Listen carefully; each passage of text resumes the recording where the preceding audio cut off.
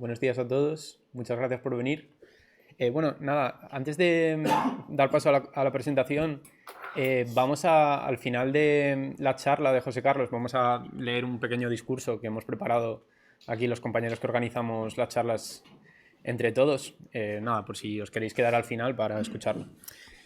Bueno, José Carlos, como todos los que aquí estáis presentes probablemente sepáis, es profesor de la asignatura de Historia de la Psicología en nuestra facultad. El interés investigador de José Carlos se ha centrado en la disciplina de la historia, aunque lo que hace no es una historia cualquiera, es decir, no se limita a ofrecer un relato más o menos coherente de la disciplina. Como bien sabréis, los que hayáis cursado su asignatura, su esfuerzo se centra en reorganizar los saberes propios de la psicología con el objetivo de entenderla y mejorar también la propia disciplina. Como él mismo dice, hacemos historia para contribuir a orientar lo mejor posible pasos futuros, tratando de esclarecer el valor y el sentido de lo que se ha hecho. La historia explora, construye lo que llamamos pasado para comprender mejor qué es lo que constituye nuestro presente y para orientar así el futuro.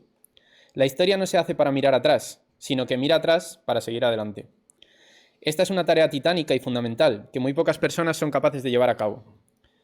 Hablando de historias, me gustaría contar la mía particular con su asignatura y con él. No quisiera hacer esto a modo de anécdota curiosa o emotiva, sino a modo ilustrativo sobre lo que su trabajo supone.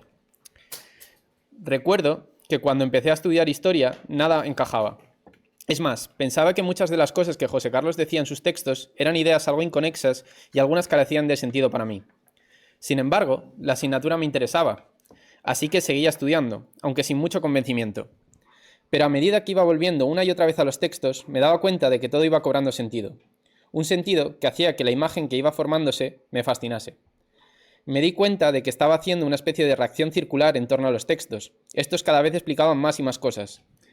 Creo que, precisamente, el genio y esfuerzo de José Carlos van en esa dirección.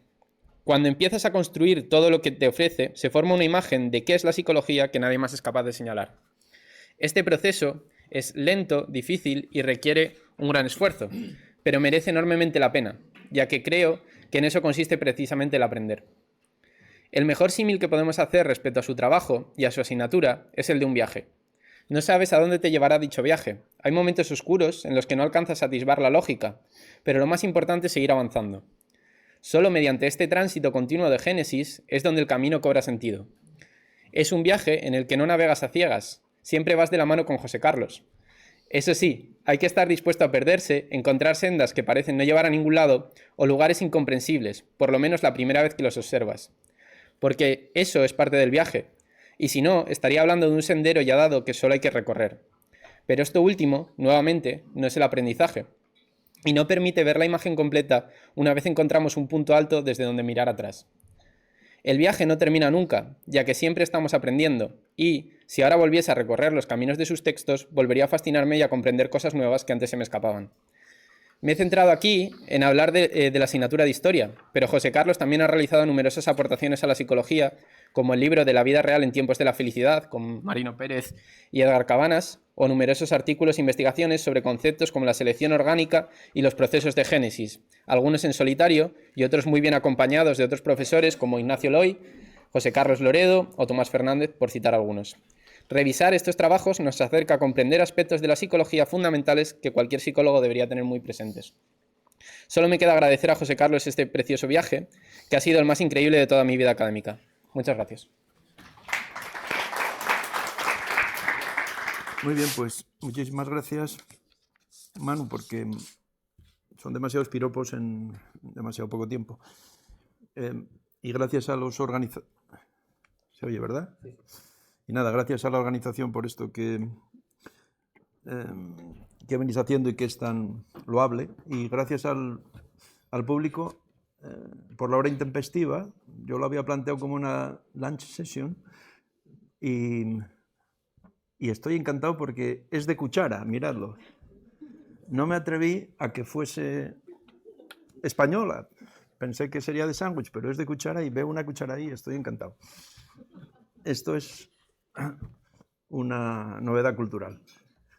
Voy a buscarle un nombre, pero merece la pena. Muy bien. Vamos a A ver por dónde empezamos. Voy a ver si... Perspectivas y problemas constructivistas es esto que os quiero contar, que cuando lo escribo lo veo muy claro y después cuesta contarlo en poco tiempo. Para empezar, me gustaría... A ver, veréis, vamos con...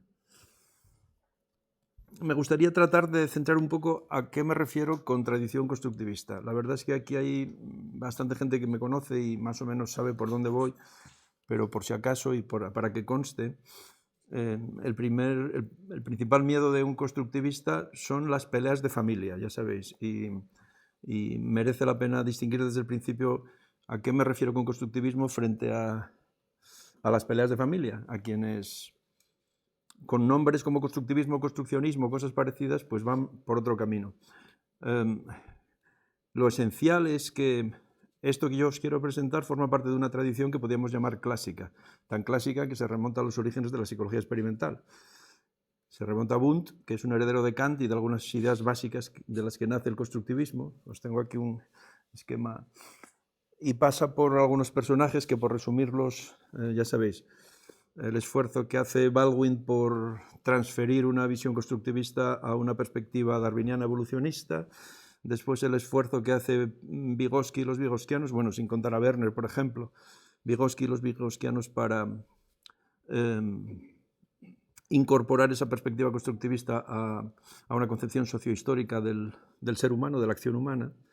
En fin, y hoy es una tradición que se manifiesta en todo lo que se llama, bueno, nuevas perspectivas constructivistas, ciencia del desarrollo, hay algunos que lo llaman así, o sea que sigue estando presente.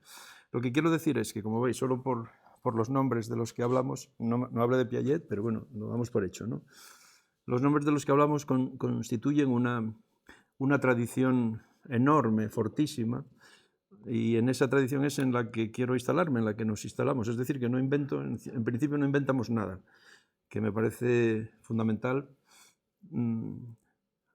simplemente porque de lo que se trata es de contribuir a desarrollar esa tradición y a soldar, a integrar en la medida de lo posible y a soldar sus contradicciones.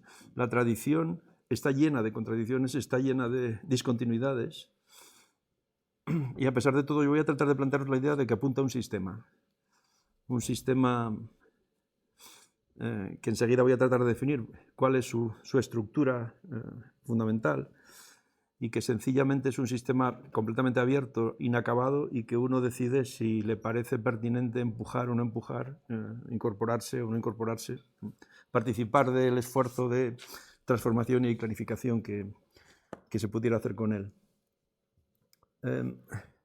Lo contrario de esta perspectiva que estoy llamando clásica es lo que podríamos llamar construccionismo. Y aquí voy a englobar a a un enjambre de tradiciones muy variadas. Cuando uno trabaja en ello ve que es caótico, es variadísimo. Yo os lo digo porque hicimos proyectos de investigación sobre esto, tratamos de clasificar los constructivismos y construccionismos y les decía hoy en clase, para cerrar la puerta y salir corriendo, a veces es más caótico que los conductistas peleando entre sí, por ejemplo. En general, entonces, y haciendo una división bipolar, construccionismo es el lastre del constructivismo. Construccionismo es una tradición que sigue pensando al individuo como individual, como subjetivo, como una mente interior, como básicamente irracional, como fuente del error, como sesgo, como mera subjetividad, no sé si seguir. Mientras que el constructivismo está implicado desde el principio en pensar la acción y el sujeto como el constructor de conocimiento verdadero, objetivo, con errores y a través del error, pero constructor de conocimiento en los contextos, vamos a decirlo así, socioculturales y epistemológicos, y el constructor de adaptación, es decir, de supervivencia, es decir, de salvar el pellejo en los contextos evolucionistas. Está ligado a la psicología comparada, está ligado a un esfuerzo, como digo, por meter en la evolución la idea de sujeto. Así que, como veis, son muy distintos, ¿verdad? El segundo, el construccionismo, tiende a arrastrar lastres de posiciones empiristas, mentalistas, individualistas, subjetivistas, y la psicología, desde la perspectiva del constructivismo, no es eso. Desde la perspectiva del constructivismo, los sujetos no somos subjetivos. Si acaso somos subjetuales, pero somos parte de la fabricación de saber y de acción y de mundo. No somos algo ajeno al mundo que es simplemente quien lo interioriza con sesgos, con error y a través de la pasión y a través de la individualidad. Bueno, yo creo que os voy mostrando un poco el contraste. Es una presentación de blanco-negro que en realidad no existe, porque después está todo muy entremezclado, incluso en el mejor o en el que más aprecias de una tradición constructivista vas a encontrar sesgos y rastros del otro, pero por aclararnos en principio se puede presentar esto. Y además, por el hecho de que existen claramente construccionistas radicales, por ejemplo, de tradición que se llama constructivismo social o en los contextos del posmodernismo, en donde claramente hay gente que te dice que lo único que hacemos son imágenes subjetivas de la realidad, lecturas individuales, parciales, subjetivas de la realidad. Qué sé yo, contextos en los que hay alguien que te dice que no hay ninguna verdad y que las ciencias no son más que un uso político o que una imposición política de poder, de tal manera que ni siquiera que existan dos sexos es una verdad, sino que es reducido a una imposición política, por ejemplo, ¿no? Estas son posiciones muy típicas de tradición postmoderna de las que habló en su momento José Rasti. Vale, entonces, si me puedo separar un poco de eso, seguimos adelante. Y lo que quería es sencillamente deciros que dentro de ese marco general yo pertenezco a una tradición que tuvo cierto arraigo en Oviedo gracias al trabajo del profesor Tomás Ramón Fernández, que fue pues, maestro de muchos de los que todavía andamos por aquí. Bueno, ya quizá algunos no andamos. Beremundo Rey ya se acaba de jubilar, Ignacio Loy todavía está por aquí, y después de otro grupo de compañeros y alumnos, algunos alumnos ya, que andan por otras universidades del mundo, como Pilar Aybar, como José Carlos Loredo o como Marcial Rodríguez Buján. Y seguramente hay más gente por ahí. En fin, después hay toda una lista de alumnos y en fin, con los que este tipo de cosas en algún momento las extendimos. Yo tengo una experiencia excelente de trabajos con alumnos, de trabajos de doctorado o últimamente de TFG, en fin, son los lugares en los que seguimos explorando algunos de estos aspectos, ¿verdad?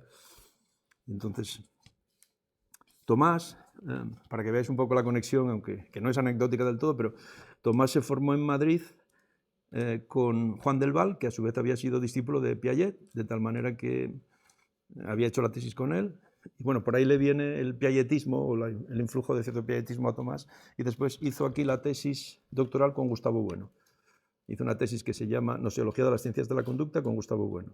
Y en fin, la confluencia de eso es el tono un poco que veis en nosotros, y es pues un interés por pensar la psicología y ver el alcance de una perspectiva, vamos a decirlo así, operatoria, constructivista, que normalmente se opone a perspectivas mentalistas, iba a decir interiorizadoras, mentalistas en general.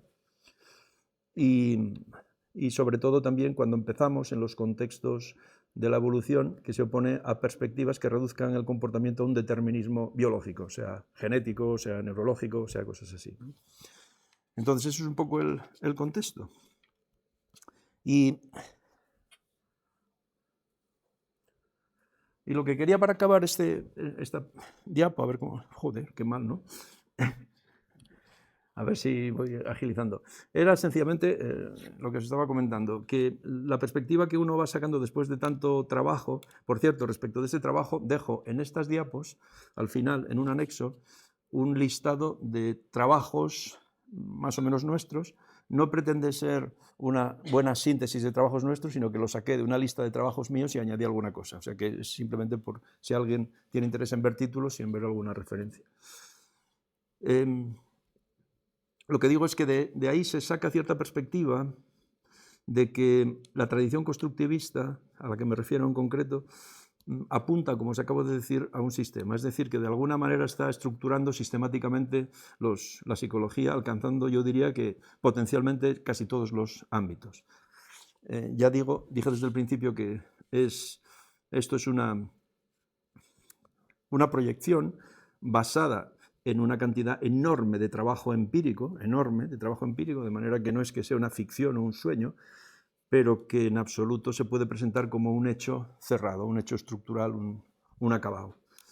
Entonces, por eso, perspectivas y problemas, porque viendo ese carácter sistemático quizá podemos ver también los problemas. A través de, digamos, de la aproximación a ese carácter sistemático, yo creo que podemos ir viendo algunos de los problemas que son profundos en la tradición. Entonces, veréis, es bastante sencillo la estructura de la cosa. El carácter estructural o sistemático que os digo se puede representar para una hora y buscando lo más elemental y lo más sencillo, se puede representar en esta diapo en la que veis que hay tres cajas. La caja de arriba es la caja que respondería a una teoría constructivista de la acción, a una teoría constructivista de la génesis, de las operaciones. La caja de la izquierda de abajo es la que tiene que ver con la conexión, la articulación de esa teoría con la teoría de la evolución. Es decir, la que nos pone en el contexto evolucionista, la que nos piensa como organismos y, sin embargo, puede pensar la acción sin reducción a biología o a aspectos de la biología. Y aquí hay un mundo que enseguida entramos a comentarlo. Y la caja de la derecha, más o menos complementaria, sería la que nos permite entender o aplicar y articular esa teoría de la acción en los contextos socioculturales, en los contextos normalmente humanos. Hubo más especies en este planeta en las que hubo algo parecido a cultura y artefactos culturales, pero por lo visto ahora quedamos nosotros solos, y entonces, en principio, y entonces hay contextos socioculturales específicos en los que merece la pena pensar, donde, por ejemplo, están productos complejos de la acción, como es la ciencia o el lenguaje o los mitos o las religiones. Merece la pena pensarlo y merece la pena tratar de entender cómo eso media la acción y a la vez cómo la acción lo produce. O sea, lo que os voy a plantear es que en las cajas de abajo a la izquierda y de abajo a la derecha, lo que hay es una dialéctica entre una teoría de la acción y una teoría del contexto, vamos a decirlo así, que permite entender las condiciones de la acción y a la vez, como digo, esas condiciones, en la medida en que generan o nos permiten entender los procesos de construcción, a la vez retroalimentan las condiciones de partida. En el caso de la teoría de la vida, retroalimentan la forma orgánica, es decir, que la acción tiene algún influjo en la forma orgánica, sin lamarquismo. Esto lo vemos ahora mismo cuando me pare en la caja de la izquierda, y del otro lado la acción tiene que tener alguna pertinencia para explicar no solo cómo nos influye la sociedad, sino cómo la transformamos. Cómo la transformamos, por ejemplo, en términos de historia de los artefactos, de historia de la técnica o de historia de la ciencia. Entonces, digo que es sencillo porque todo consiste... Perdón. Si no veo...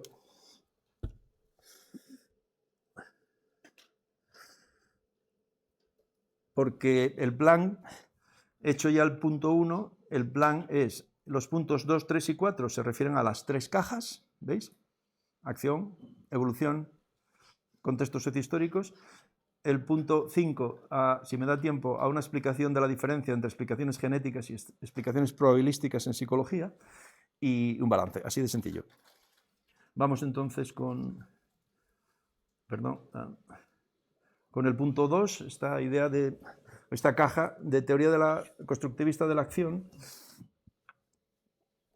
que es un mundo infinito, que es un mundo, pongo abajo, como veis, pues disciplinas, ¿no? Disciplinas que tematizaron esto, que tienen que ver con esto, que lo vienen roturando, que lo vienen elaborando. Disciplinas, por supuesto, como la psicología evolutiva, pero también en otros contextos la psicología cultural, qué sé yo, la teoría de la actividad de Leontief, ahí, en fin. Lo que quiero es que veáis sencillamente que lleva un siglo siendo elaborado los tanteos, desarrollos sobre una teoría general de la acción en términos de acción, de lógica de la construcción, de lógica constructiva. Yo la voy a llamar génesis operatoria. Bueno, pues hay una cantidad bastante amplia, no enorme, pero bastante amplia, de aproximaciones genéricas a esto. Cualquiera que haya estudiado psicología se acuerda, por ejemplo, de la idea de Piaget de equilibración. Los procesos de transformación de un estadio a otro, de un nivel a otro de significado, tienen que ver con una equilibración de estructuras cognitivas, de un ten con ten entre asimilación y acomodación.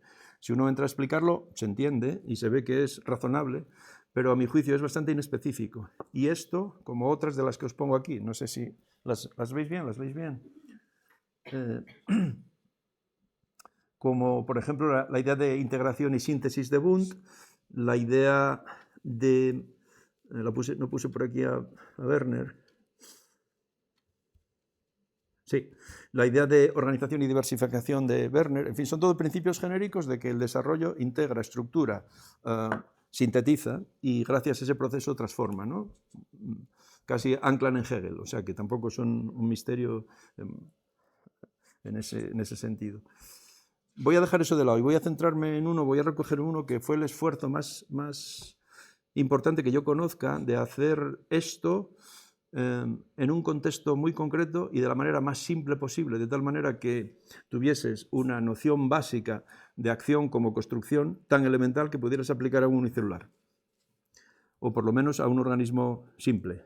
Es decir, que no empezases por cuestiones culturales o complejas, sino que quien hizo esto fue Baldwin a través de la noción de reacción circular, y lo hizo precisamente por lo que os decía antes, porque su compromiso era totalmente evolucionista, darwiniano, y lo que quería era servir para conectar la psicología con la teoría de la evolución, tal como pedía Darwin y tal como habían hecho sus colegas, los psicólogos comparados clásicos, ¿no? Romanes, Morgan y tantos otros. Morgan, que por ejemplo hablaba del ensayo y error. La idea de reacción circular se parece bastante al ensayo y error, es una elaboración de ella, en el fondo es muy compleja y está muy calculada para combatir al espiritualismo, para no ser mecánica, asociativa, está muy calculada para muchas cosas, pero no entro en ello porque no nos da tiempo. Solo quería daros una clave general o una imagen general de esto, porque yo creo que es una de las nociones que nos ayudan a entender más claramente esta idea, que lo que redefine la acción es su propio uso, su propio ejercicio. Es decir, que la manera de entender cómo se determina la acción es entender de entrada cómo se ejercita aquello disponible.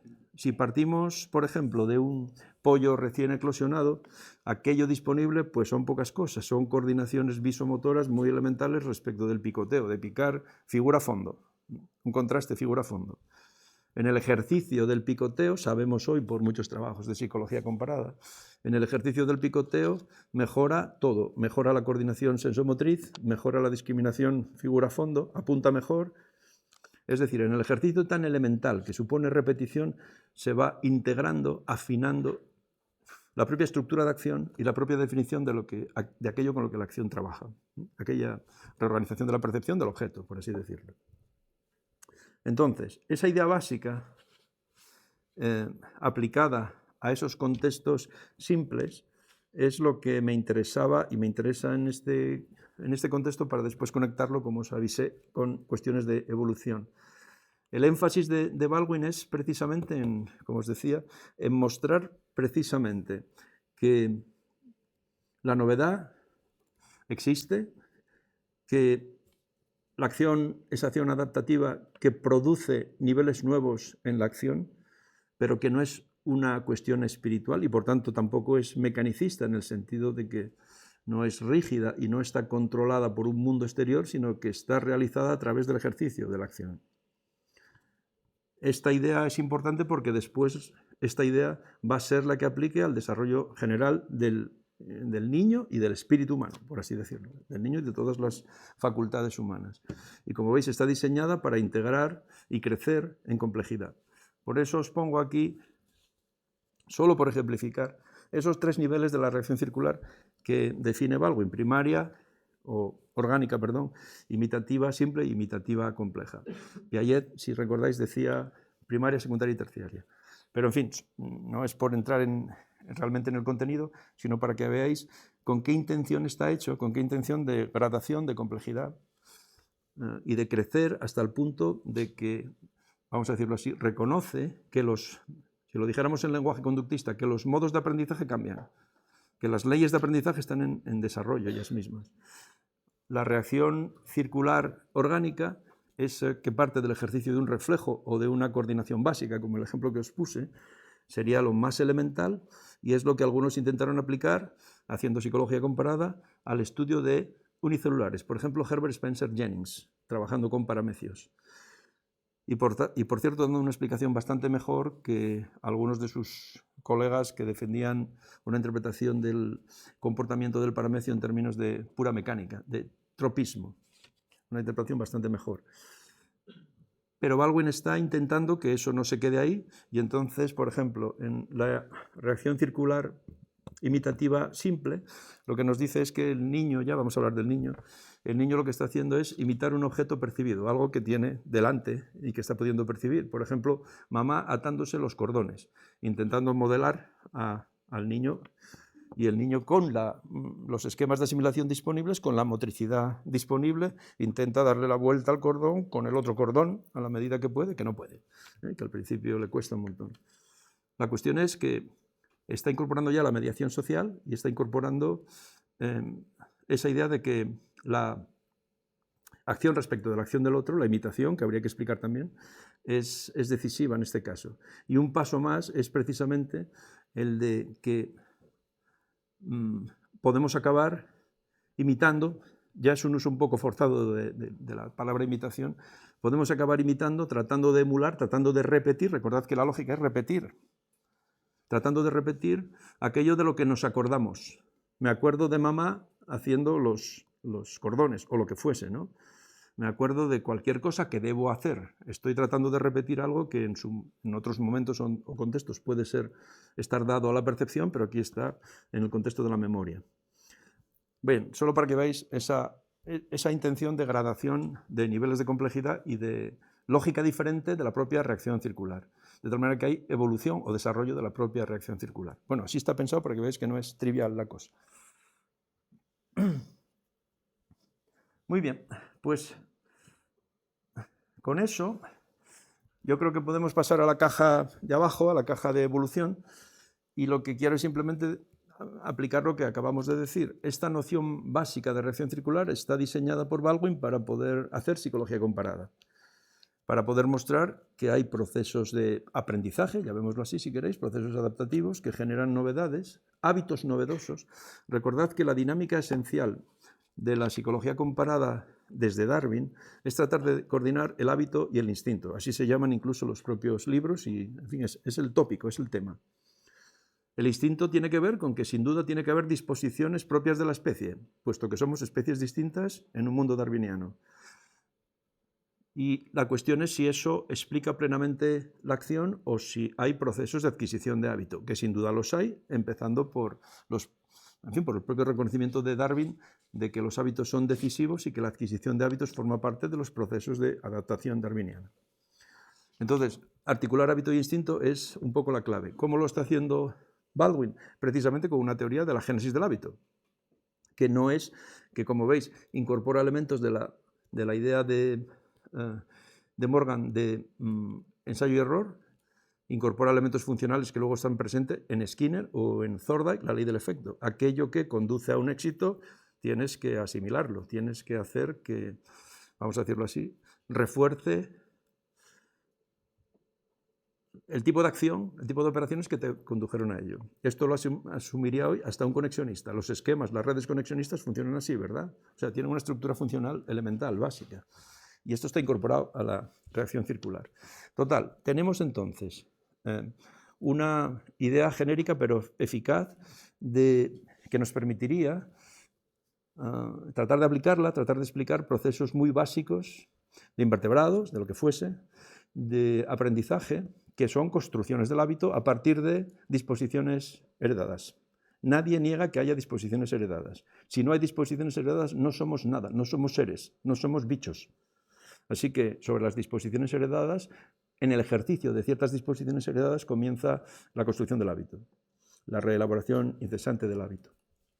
Pues eso, una teoría más o menos disponible de adaptación no mecanicista, no reduccionista, no geneticista, es la que está queriendo hacer jugar Baldwin para poner en marcha un esquema de relación, que es el que recorre esta caja, un esquema de relación entre evolución y adaptación. Lo que estamos diciendo es la génesis de la adaptación a través de operaciones, por elementales que sean. Y si esto se se realiza, si esto existe, si esto se lleva a cabo, allá donde se lleve a cabo, permite que se generen cambios en los hábitos que suponen formas nuevas de adaptación y que en la medida, seguidme ahora despacio, en la medida en que se generalicen a la población y permanezcan durante generaciones, harán que cualquier variación hereditaria que aparezca, si favorece a esos hábitos en marcha, sea seleccionada. No sé si lo veis, si lo explico un poco más. Esta es la idea de selección orgánica. No es una negación de la selección natural, sino una especie de despliegue interno de articulación de la selección natural, enfatizando en que muchas veces la selección natural tiene componentes comportamentales, que son esos logros, esas construcciones de hábitos nuevos que evidentemente no están dados por los genes, sino que van por delante de cualquier gen, están hechos con los genes disponibles, porque los genes disponibles permiten plasticidad, están hechos con los genes disponibles, es un aprendizaje, y de tal manera que en la medida en que esto se mantenga generación tras generación, si se mantiene, que muchas veces no se mantiene, si se mantiene, entonces, si aparecen variaciones heredables, como nos digan los expertos en genética, si aparecen variaciones heredables, aumentará su probabilidad de ser seleccionadas, puesto que están contribuyendo a lo que están haciendo los animales. ¿Se ve? Esto es, como os digo, la idea de selección orgánica es un esfuerzo teórico de sustitución del lamarquismo. Como veis, funciona como el lamarquismo, pero sin lamarquismo, porque no hay herencia directa de caracteres adquiridos. Y es una idea esencial para cualquiera que quiera poner un poco de orden en la evolución sin excluir a la psicología. Esta idea es tan importante que os pongo aquí una selección de autores que en un momento u otro del siglo pasado, más o menos, aceptaron, utilizaron, dieron su versión más o menos a lo que es la teoría de la selección orgánica. Baldwin, Morgan y Osborn fueron los tres a la vez al principio y casi seguramente sin copiarse unos a otros, sino que en cierto modo el problema estaba en el aire y les surgió a los tres. Después, por ejemplo, Popper siempre la defendió. Popper había estudiado psicología comparada, es la que usa para hablar de conjeturas y refutaciones a menudo.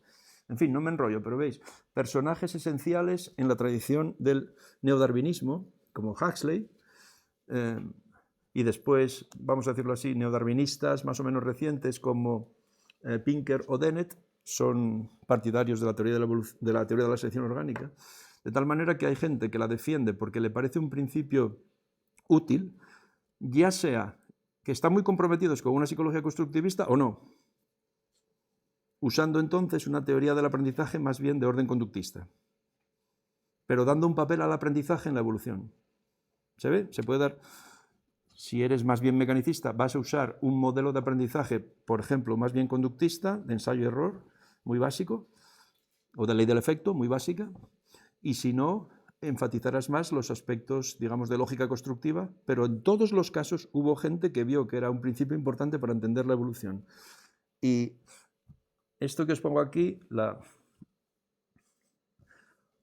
los desarrollos en vida artificial de estos autores, Hinton y Knowland, fueron un boom en su momento, precisamente porque haciendo simulación, procesos de simulación de evolución en ordenador, utilizando modelos de selección orgánica, resulta que generaban resultados mucho más interesantes, útiles y parecidos a la evolución real que si solo jugaban con simular la evolución con variación y selección, variación genómica y selección por el medio en el sentido darwiniano más básico.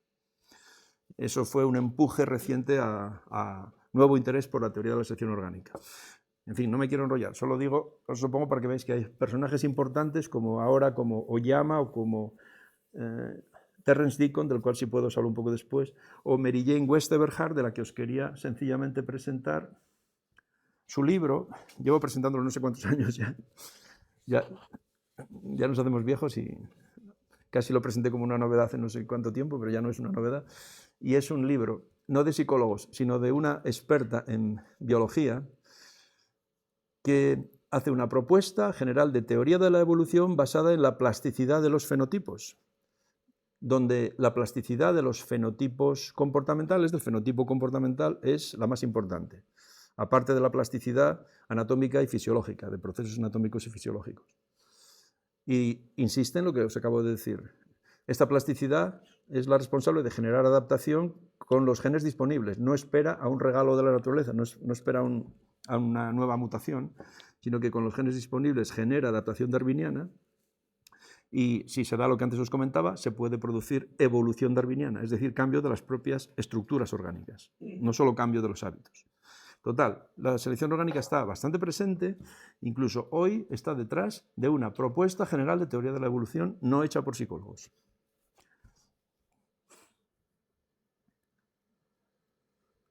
Con eso, el carácter de sistema que os estoy tratando de contar implica que estas cosas que estamos diciendo se articulan con resultados de la ciencia en ámbitos distintos, y quiero citar algunos. Por ejemplo, todo lo que digo hoy, en cierto modo, está refrendado por toda una disciplina que nos enseña que existen culturas animales. Decir que existen culturas animales era un anatema, estaba prohibido hace 20 años, 30 años. Hoy nadie pone en duda, gracias por ejemplo a los trabajos de Witten, nadie pone en duda que haya culturas animales y a veces muy complejas. Incluso a veces hay procesos de transmisión de padres a hijos, de generación en generación, mediados por abuelas que se dedican básicamente a enseñar y a ejercer su experiencia. Es decir, que procesos que alguien llamaría antropomórficos en la naturaleza están dándose porque sin ellos seguramente no entenderíamos por qué después hay culturas humanas, ¿verdad? Así que rudimentos de cultura animal están encontrándose en muchos fila del reino animal, por lo menos, incluyendo en insectos. Y tienen que ver con lo que decíamos, con la aparición de nuevos hábitos y la transmisión de esos nuevos hábitos por vías muy complejas diferentes a las generaciones posteriores. Así que lo que estamos diciendo articula, absorbe los desarrollos de culturas animales. Lo que estamos diciendo yo creo que también articula perfectamente con la revolución de la investigación en genética de los últimos 20 o 30 años, que conocéis, ¿verdad? Nuestra visión de los genes cambió completamente gracias al trabajo de los biólogos del desarrollo, y los genes, ya nadie se atrevería a decir hoy, creo yo, que los genes programan rasgos. En general, los genes, me traje este libro, ahora os lo comento un poquito, en general parece, por esta visión que da, vamos a llamar a esto la revolución epigenética, aunque hay gente que se queja de llamarla así, pero en fin, si os parece, lo llamamos revolución epigenética o de biología del desarrollo. Está muy claro que los genes no son el código de la vida, sino que son una herramienta, un instrumento, una máquina de generar, según cuándo y cómo, proteínas, de fabricar proteínas, y que tiene que ver sobre todo con las regulaciones que la célula hace y que inducen o no, disparan o no estas actividades de síntesis de proteínas. Yo no soy un experto en genética y leo todo lo que puedo y aprendo lo que puedo de eso, pero la verdad es que esto transforma completamente cualquier pretensión geneticista de las que nos contaron en el pasado y a las que estamos tan acostumbrados. Vamos a encontrar el gen del lenguaje, o el de la esquizofrenia, o el de lo que queráis, ¿no? No hay ni siquiera el gen de los ojos azules, así que... lo digo, este libro de Alfonso Martínez Arias, lo traje porque estaba mirándolo por casa y me pareció interesante, por si os apetece profundizar un poco en esto. Es un poco radical, pero yo creo que merece la pena. Es el libro de un biólogo genético y biólogo del desarrollo español que trabajó, si no recuerdo mal, en Cambridge y que ahora está en Barcelona. El libro se publicó hace unos meses en inglés y se llamaba Master Builder, el maestro constructor, y en español se llama Las arquitectas de la vida. ¿Quiénes son? Las células. Los principios que regulan, que están encargados de los continuos procesos de ajuste y regulación, cuya resultante es la organización de tejidos, de materia viva. Y esto sin que haya ningún gen que, antes de todo, sepa el resultado. Vale, esto cambia las cosas. Solo quiero decir que el constructivismo es una epigenética del desarrollo. Es perfectamente compatible con esto en muchos aspectos, que es una epigenética biológica y que sobre todo está hablando del papel regulador, de la potencia reguladora que las células tienen. Nosotros somos pluricelulares. Cada una de nuestras células es una eucariota y la unidad eucariota básica existió antes de nosotros durante millones de años. Las células eucariotas tienen capacidad de cierta autonomía, de cierta regulación. Cuando hacemos psicología comparada con ellas, encontramos no procesos complejos de aprendizaje, pero por lo menos habituación y sensibilización está totalmente demostrado en unicelulares. Así que, como veis, el problema se entreteje y plantea abismos muy interesantes de que los tejidos son vivos y son sensibles desde el principio. De manera que cualquier visión del cerebro, de un cerebro interior que organiza la exterioridad, pues, o sea que el embodiment también se entiende, ¿verdad? Vale. ¿Qué más? Igual va a ser demasiado seguir a este ritmo. Resumo. Las alternativas al neodarwinismo están en buena medida ejercidas hoy por posiciones que empiezan a conceder cada vez más importancia al comportamiento en la evolución. Y conceder importancia al comportamiento en la evolución, o a la psicología en la evolución, es muy duro para los biólogos. El corazón de un biólogo, cuando hace biología, ya sabéis, suele ser materialista en el sentido monista, y decirle que son tan reales las operaciones, las sensaciones, las emociones, como el ADN o como el ácido ribonucleico, pues le cuesta, ¿no? Es un problema ontológico, uno de los problemas que están de fondo en esto. Si tú no puedes romper con eso, no sales. Si rompes con eso, con una ontología pluralista, a lo mejor sales y cambia tu visión de la vida. Lo que está haciendo hoy buena parte, digamos, de las críticas a la vieja concepción monista, materialista de la evolución, la de los neodarwinistas, que decían que evolución no es más que cambio de distribución de las frecuencias de los genes en las poblaciones y en el tiempo. Las críticas a eso son críticas que están exigiendo incorporación en la evolución de todo lo que estamos diciendo, de culturas animales, de transmisión, de inteligencia, de una serie de factores que no encajan del todo en los límites de esa filosofía monista. Y, en fin, lo digo porque parece que lo que estamos diciendo articula plenamente con esas quejas y esos intentos dentro de la propia teoría evolucionista de los biólogos, por ejemplo, en lo que llaman la nueva síntesis o la síntesis extendida, no sé si a alguien le suena, la síntesis extendida, están peleando en esa dirección a menudo. Más cosas. Voy a dejarlo del lenguaje, si queréis después lo comentamos. Son claves para entender la evolución del lenguaje sin esperar que surja un módulo de lenguaje, un gen que nos ayude a hablar, y que está desarrollado, por ejemplo, a través del trabajo de Terence Deacon, que aplica la teoría de la selección orgánica, pero lo voy a dejar ahora para poder seguir. Vale. ¿Estoy para adelante o estoy para atrás? Estoy para atrás. Vamos a la tercera caja, la que tiene que ver con la relación, la articulación entre acción constructiva y contextos culturales, contextos en los que lo esencial, aparte de que hay otros y acción de otros, pero eso también lo hay en contextos evolucionistas genéricos, ¿no? Contextos en los que la novedad es que hay artefactos, es decir, que hay productos de acción cultural, de acción innovadora, que generan eso que llamamos obras humanas, artefactos culturales, desde piedras de sílex hasta lenguajes o teorías científicas, aparatos, artefactos. En general, utilizará el término artefacto y vamos lo más ágil posible con ello. ¿Qué pasa en este contexto? Este es el contexto, como veis, cuando digo hay disciplinas, antes os lo comentaba, es el contexto desarrollado por los vygotskianos sobre todo, por los que se preocuparon, también Baldwin, sistemáticamente, los que se preocuparon por esta interacción, este papel de lo cultural en la conformación de nuestra propia acción. Esto empieza con el propio Wundt cuando hace las cosas de psicología de los pueblos, pero no parece que aquello haya tenido demasiado éxito y sin embargo sí que tiene éxito todo el movimiento vygotskiano en esto. Entonces, y está también todo el desarrollo de la psicología cultural, en el que no me meto, pero si queréis hablamos algo de ello. Entonces, la cuestión aquí es buscar un esquema parecido al que acabamos de mostrar en evolución, donde no se entiende la acción si no es en los contextos y condiciones de ser orgánico darwiniano, pero a la vez la acción es la condición para entender en muchos contextos la propia evolución, la propia transformación de las formas orgánicas. Pues esa lógica, si la aplicamos de este otro lado, nos diría que no se entiende la acción, vamos a decir, humana, si os parece, por hablar de contextos de artefactos, aunque hay otras especies con artefactos.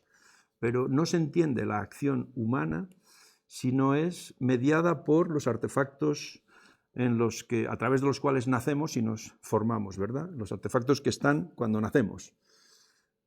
No se entiende la acción humana sin ellos. Es una teoría genérica, inespecífica, que no tenga esto presente, es una teoría, en fin. La cuestión es entender cómo eso media la acción, o está presente en la acción, y a la vez deja hueco para entender que la acción es la responsable de transformarlos y generarlos. Así que es una cosa que parece contradictoria, parece una doble causalidad. El esquema básico, os lo quiero presentar en cuatro palabras. El esquema básico de eso juega con 4 términos. Por una parte, yo creo que conocéis bien la noción de andamiaje de la tradición vygotskiana, ¿verdad? Los otros, el otro, el adulto, mamá, lo que fuese, el profe, hace un trabajo especial con la acción, con mi acción, si yo soy el niño, el menor, hace un trabajo especial que no es solo darme cariño o apoyo o cosas así, sino que conduce sistemáticamente mi acción en la medida que puede, porque la domina, porque la envuelve, la conduce en la dirección de reconstruir cuanto antes las objetividades culturales, de reconstruir cuanto antes la normatividad de las cosas, de los objetos, de tal manera que ese niño acabe por usar esto como un micrófono y no como un chupa-chups o cualquier otra cosa. Es decir, mamá, el proceso de andamiaje no es solo un proceso emotivo, que es muy importante, que tiene que ver con el apego y tal, sino que es un proceso de reconstrucción de eso que se llama la cultura objetiva. La cultura objetiva, entonces, para cada uno de nosotros es un viaje de reconstrucción, de tal manera que las cosas... Esto propiamente es un interruptor lleno de botones y usarlo propiamente es un viaje operatorio. Si lo reduzco a algo para cascar nueces, eso también tiene una dimensión operatoria, pero todavía no reconstruye el estándar normativo. Ese estándar normativo podemos llamarlo, si os parece, diagramado. Es como lo que traería el manual. Si quiere hacer esto, apriete esta tecla. Si quiere hacer otro, apriete esta tecla. Es el diagrama básico de operaciones que hacen que yo use esto decentemente, como Dios manda, como pide la estructura cultural. Diagramado. Así que mamá, a través del andamiaje, empuja al niño a que reconstruya el diagramado. Y ahora solo nos queda entender que ese proceso nunca se reduce a la reconstrucción estricta de las cosas que hay que hacer de modo estándar, sino que el proceso es tan complejo y tan rico que desborda completamente las operaciones que permiten usar de modo estándar ese martillo. Nos enseñaron a usar los martillos. Es bastante complicado usar un martillo y si lo intentasteis sobre una pared dura con un clavo de acero para clavar un cuadro, os habréis dado cuenta que no es tan fácil. Nos enseñaron a usar un martillo y eso tiene un montón de exigencias de coordinación sensomotora, de entender, comprender psicofísicamente dónde hay que poner la masa, cómo hay que acelerar, en fin, un montón de cosas, ¿no? Y de coordinar visualmente la cabeza con el martillo, 1000 cosas. Bueno, pues lo que quiero decir es sencillamente que en ese proceso el conjunto, el sistema de operaciones que va apareciendo, desborda lo que fuese el uso propio del martillo, permite hacerlo, de manera que la persona que hizo esto, ¿qué me diríais? Aprueba un examen de carpintería, cláveme usted 10 clavos en 5 minutos, hasta abajo sin doblar más que uno, como solo le permito que doble uno. ¿Aprobaría? ¿El que hizo esto no aprobaría un examen de clavar clavos? Oy. El que hizo esto es un maestro. El que hizo esto sabe clavar clavos y sabe todo lo demás. No sé, estoy extrañado porque yo ponía este ejemplo como un ejemplo que saltaba a la vista y veo que... ¿Me explico? El que hizo esto sabe álgebra. Os lo digo yo, que sé clavar clavos. El que hizo esto sabe usar la cara aguda de ese martillo para producir esos dobleces y sabe cómo y dónde hay que apoyar y con qué golpe hay que hacerlo. Ese clavó muchos clavos. No sé si así lo veis. Lo que quiero decir entonces es que en el proceso de reconstruir el objeto, que es la cultura objetiva, en el proceso de un científico de reconstruir, de comprender esa endemoniada teoría cuántica, en ese proceso su lógica de operaciones desborda en muchos sentidos un puro atenerse a lo básico, sino que permite variaciones que son aquellas que van a permitir extender el uso y el sentido del objeto. A esto es lo que llamo apertura. No sé si lo veis. De manera que la idea de fondo es que esto nos ayuda a entender que no hay un sujeto humano que exista como humano si no reconstruyó los objetos propios de un espacio humano, que es reconstruir su sentido y uso. Pero que eso es precisamente lo que permite que desborde el sentido y uso estricto, primario, básico, obligado del artefacto, lo que lo define estrictamente como objetividad cultural, y permita precisamente la variación, la novedad, la transformación. De manera que ya veis la dialéctica. No somos nada si no es a través de la mediación de los artefactos. Los artefactos median en la medida en que eso no se puede hacer sin un martillo. No se puede hacer con un sílex. Eso no se puede hacer con un sílex. Tiene que ser un martillo, ese martillo.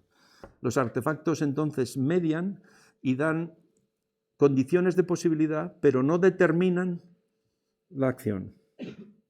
Y a lo que vamos es, la cultura objetiva, media, tiene que ser reconstruida por nosotros, pero no determina la acción.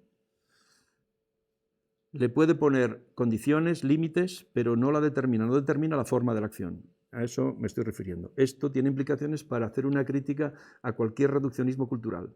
Veis que antes estábamos intentando hacer la crítica a cualquier reduccionismo físico-biológico, de los genes del cerebro, de lo que fuese. Esto ayuda a entender que es imposible un reduccionismo cultural, que diga que nuestra acción está determinada por los usos, las costumbres, las normas, el lenguaje, el poder o lo que fuese. Todo eso forma parte del juego, pero eso no explica la forma específica de la acción. Entonces, como veis, hay una lógica similar en los dos juegos, en los dos ámbitos. Si veis eso, ya vamos avanzando, veréis también que, creo yo, esto se articula, esto permite entender dinámicas muy complejas que a veces se perdieron entre psicología y ciencias sociales. La psicología permite entender cuál es el fondo de las ciencias sociales sin reducirlas también. La psicología permite entender que no hay ciencia social en que no haya operadores. La psicología permite aplicarse, por ejemplo, como hoy están haciendo en filosofía de la ciencia, permite aplicarse a comprender las operaciones de los operadores, de los científicos. Por ejemplo, el grado en el que sus cosmovisiones o prejuicios políticos o lo que fuese median también en la clase de ciencia que hacen o que hacemos. Es decir, que complementa necesidades de otros ámbitos, a esto llamamos articulación, ¿no? Necesidades de otros ámbitos en psicología social, en ciencias sociales en general, en historia. Por ejemplo, cuando yo leo algo de historia de la tecnología, cualquier historiador de la tecnología está presuponiendo lo que os dije. No puede trabajar sin la idea de genio humano, de creatividad humana, porque hay cambios cualitativos. De manera que hacer que esto deje de ser un misterio, pues es una forma de coordinar ciencias sociales y una teoría general de la acción, me parece. Muy bien. Con eso, voy bien porque fui acelerando y queda poco. Yo creo que 10 minutos. Con eso, si veis el sentido que tiene la explicación constructivista o genética, veis que se podría hacer esto que propongo aquí. Una distinción entre explicaciones genéticas en psicología y explicaciones probabilísticas. Las explicaciones genéticas son estas que nos explican, que nos ayudan a entender que la forma específica que la nueva acción adopta depende de las operaciones realizadas con ella, o de las operaciones previas realizadas que conducen a ella, mejor dicho. Lo que mejor explica qué vas a hacer mañana tú no es una descripción genérica de tu ambiente, sino un conocimiento de tus operaciones para hacer la agenda, que son las que van determinando qué voy a hacer el lunes porque tengo más tiempo y el martes voy a estar cansado y entonces voy a hacerlo así. El proceso de elaborar la agenda es el proceso de determinar la acción. No está determinada previamente, eso es lo que quiero decir. La lógica de la génesis es la lógica por la cual se determina la acción futura. No es mística, es un proceso específico de determinación, pero no está determinado previamente en ningún caso. Ni por mis hábitos, ni por las condiciones sociales o políticas o lo que fuese, sino que la acción determina acción. Esta es una tesis básica frente a reduccionismos deterministas externos, como estábamos antes mostrando. Ahora bien, la verdad es que en psicología la mayor parte de las explicaciones que usamos y que nos interesan no son de orden genético, sino que son explicaciones de esas que os pongo ahí de tipo probabilístico. Si yo dispongo las contingencias de esta manera, por ejemplo, meto a mi rata en un programa de intervalo variable 6, es muy probable que andando el tiempo, y aunque yo no sepa qué está haciendo la rata, genere un resultado, ya sabéis, que genere los festones típicos, muy probable. Si tengo un niño en una familia desestructurada, con un barrio problemático y con unos medios pedagógicos fatales, es altamente probable que ese niño tenga fracaso escolar o tenga problemas de escolarización. Ese es el tipo de explicaciones que hacemos sistemáticamente en psicología. En psicología social, bajo tales condiciones de presión social, es altamente probable que estos sujetos actúen bajo el principio de obediencia a la autoridad de Milgram, lo que queráis, ¿no? En clínica incluso generamos muchas veces marcos globales para entender un conjunto de síntomas, lo que fuese. Es decir, que yo estoy reconociendo que la mayor parte de las explicaciones en psicología no son genéticas, sino que son de este orden. Y son perfectamente compatibles con las explicaciones genéticas, porque cuando nos interesa vamos a ellas. Cuando hacemos clínica en concreto, con este sujeto en concreto, estamos sabiendo que estamos trabajando sujeto a sujeto y que yo no puedo causar la acción del otro, sino influirla, inducirla, hacerle hacer, no causarla. En contextos, por ejemplo, de desarrollo infantil, cuando hay problemas muy concretos de qué sé yo, de comprensión de las matemáticas, vamos a evaluar las operaciones disponibles por ese niño. Es decir, que entramos en una rasante genética. Y así sucesivamente. Son perfectamente compatibles los dos ámbitos de trabajo. Es lo que quiero defender. Y lo único que yo defendería o pediría es que nadie me diga que las explicaciones probabilísticas son deterministas. Por lo que acabo de decir. Porque que llegue a hacerse lo que la explicación probabilística anticipa, se hará si se hace, se hará haciéndolo, se hará si los sujetos lo realizan, se hará si la rata cumple con el estándar de la rata, pero hay ratas que hay que sacar del experimento porque no lo hacen. Hay ratas que lo hacen antes, hay ratas que lo hacen después. Hay niños que operan con una lógica, con unos principios y niños con otros. Es decir, no está hecho. Y aunque sea una anticipación estadística sobre el saber del pasado, y nos sirve muchísimo, muchísimo, no está hecho. El que se cumpla es no que opere el mundo con sus leyes deterministas, sino que operen los sujetos construyendo eso que ya construyeron otra vez. No sé si con eso me explico. Total, esta distinción permite integrar resultados empíricos de todos los ámbitos de la psicología solamente bajo el presupuesto de que reconozcas que no son explicaciones deterministas, sino que en el fondo, si acaso, tendrían una explicación genética. Y muy bien, y sigue. Y si no te interesa porque lo necesitas, no hagas explicaciones genéticas. Pero no te equivoques suponiendo que son explicaciones deterministas porque volvemos al principio. Volvemos a que es determinación de los genes o de la sociedad o de lo que fuese. Volvemos al principio. Vale, pues si no volvemos al principio, esto es el final. Entonces, lo que quiero es hacer un balance, insistiendo en que hay en esta tradición muchísimo trabajo hecho, logros en infinidad de casos, qué sé yo. A mí me encanta, por ejemplo, lo que tiene que ver con el apego, con la dinámica del apego, con la emocionalidad del apego, lo que implica para el equilibrio emocional y el desarrollo del niño, en fin. Hay infinidad de desarrollos en la tradición y, como veis, lo que digo es que la tarea es vasta, pero que está inacabada y que tiene algunas virtudes que traté de ejemplificar aquí ante vosotros, como la capacidad de hacer una crítica a vías cerradas, a vías que yo creo que son poco prometedoras porque son una y otra vez volver a las promesas de reducción fisiológica o de reducción genética o de reducción social o lo que fuese. Permite, con cierta lucidez, entender que eso no funciona y entender por qué no funciona. Y permite coordinarse con muchas disciplinas y desarrollos como algunos de los que os acabo de citar. Al final no hablamos de Terence Deacon, pero bueno, da igual. Por lo último que os dije de lo de los métodos, me parece que permitiría también dar un lugar, integrar los distintos saberes de los psicólogos que son, insisto, muy importantes tanto en el plano de esos saberes probabilísticos, si os dais cuenta es lo que se solía llamar nomotético, saberes nomotéticos frente a los saberes genéticos que serían más bien los ideográficos, los que tienen que ver con el curso personal. Me parece que permite integrarlos perfectamente los dos sin jugar a que son cosas incompatibles. Total, que tiene unas virtualidades, ya veis, lógicas y, digamos, de organización del campo, que a mí me convencieron. Yo acabé por tener la sensación de que esto ayuda a extender una comprensión amplia de la psicología. Los problemas son interminables. Los problemas tienen que ver con sectores enteros que están sin desarrollar.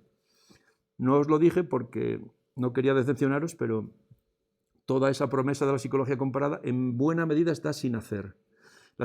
La psicología comparada moderna hizo un trabajo espectacular en la crítica del instinto, es decir, en la eliminación del reduccionismo de los neodarwinistas que hubiese querido que el comportamiento fuese instinto, fuese un rasgo más programado por los genes. Como el trabajo que hicieron demuestra que eso no tiene camino. Es decir, es una contribución decisiva a la ciencia y no hay etólogo que hoy, con dos dedos de frente, que no tenga que asumirlo. De manera que etología y psicología comparada tienen mucha articulación, tienen mucha afinidad, aunque tengan matices de los modos de trabajar. Porque el psicólogo comparado jamás negará que hay disposiciones innatas. Y juegan entonces al viejo juego, cómo coordinar hábito e instinto. Entonces, a pesar de eso, lo que no hizo esta psicología comparada es una explicación genética en el sentido que estábamos comentando, sino una explicación probabilística. Dados tales y tales y tales y tales y tales condiciones, acabará por producirse este tipo de desarrollo. Así que es un campo enorme, vasto, digamos en cierto modo virgen y muy poco elaborado, ¿no? Hay por otra parte,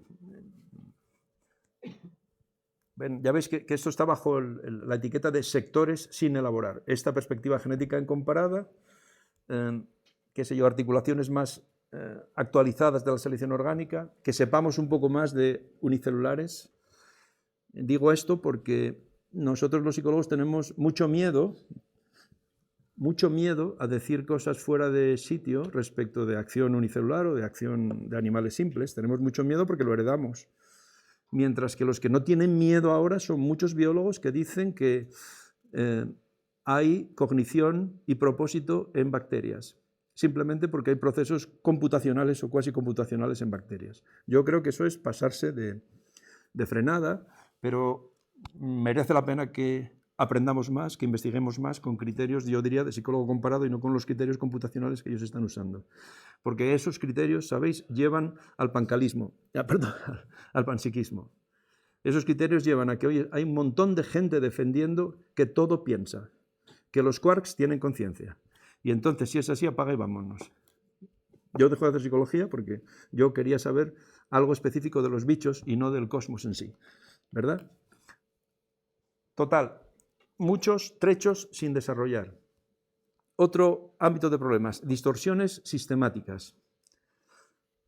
Veis que os pongo ahí la retahíla, subjetivismo y racionalismo, regresos a formas de entender la acción como una actividad mental interior, en fin, el tipo de cosas que al principio os describí como los lastres del construccionismo, como el freno que posiciones antiguas, construccionistas, ejercen en desarrollos de los constructivistas, que están por todas partes.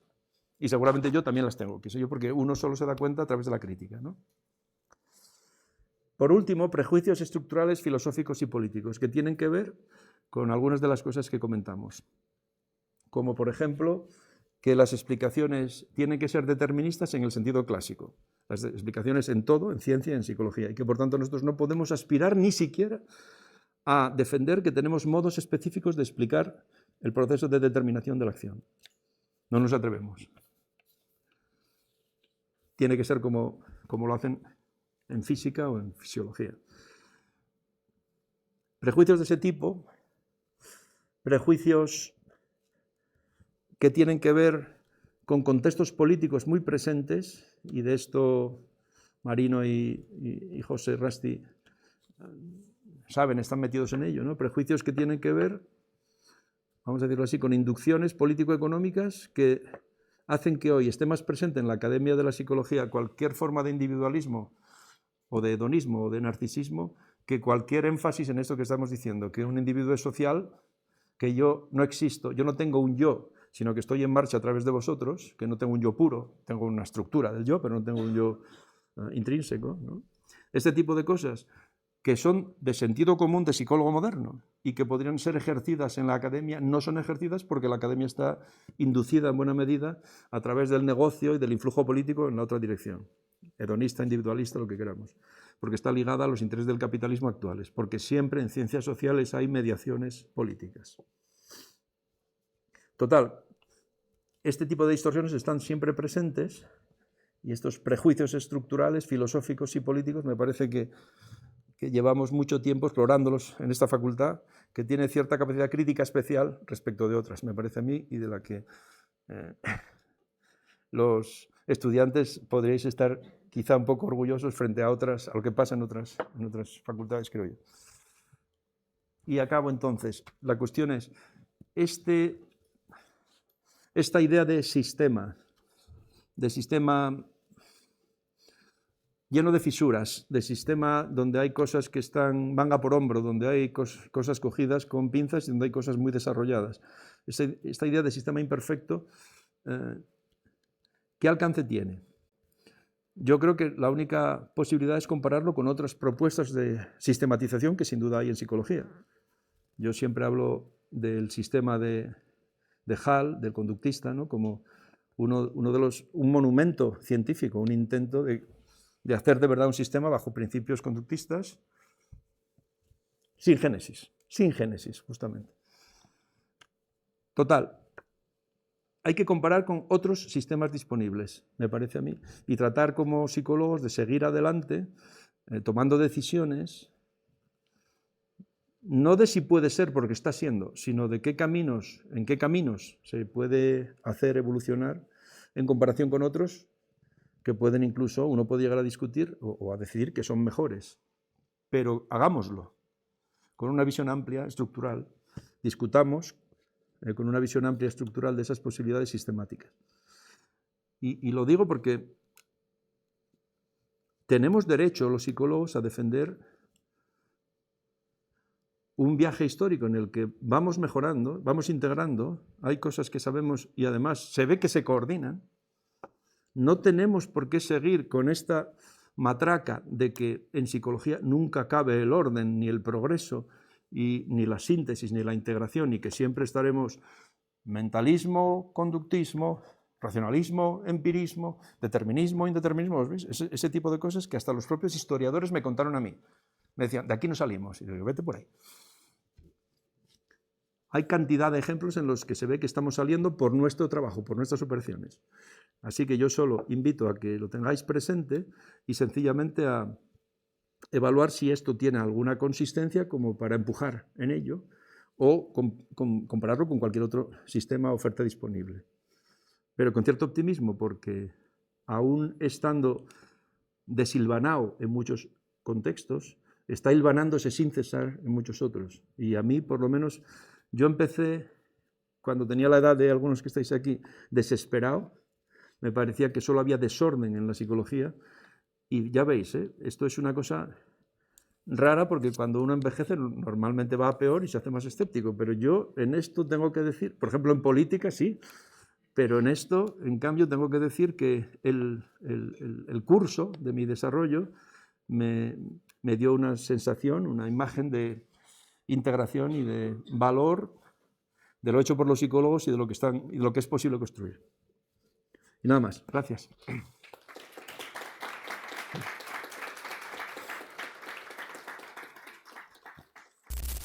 Bueno, lo primero, pues nada, agradecerte la intervención y escucharte hablar de teoría de la evolución genética. Siempre es ¿no? El sistema educativo está que si el gen de los ojos azules, que si la ley de Mendel.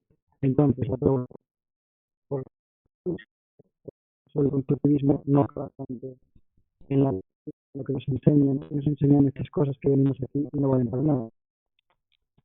Bueno, eso me lo pones muy fácil porque no tiene nada que decir un constructivista. Lo único que tienen que hacer es los que redactan los textos de biología para el instituto, enterarse de lo que hay. Eso es lo único que tienen que hacer. Lo que hay es lo que están diciendo los biólogos desde hace 15 años. Y seguir diciendo que existe un gen para los ojos azules es un insulto. Es un insulto a lo que hoy sabe la genética.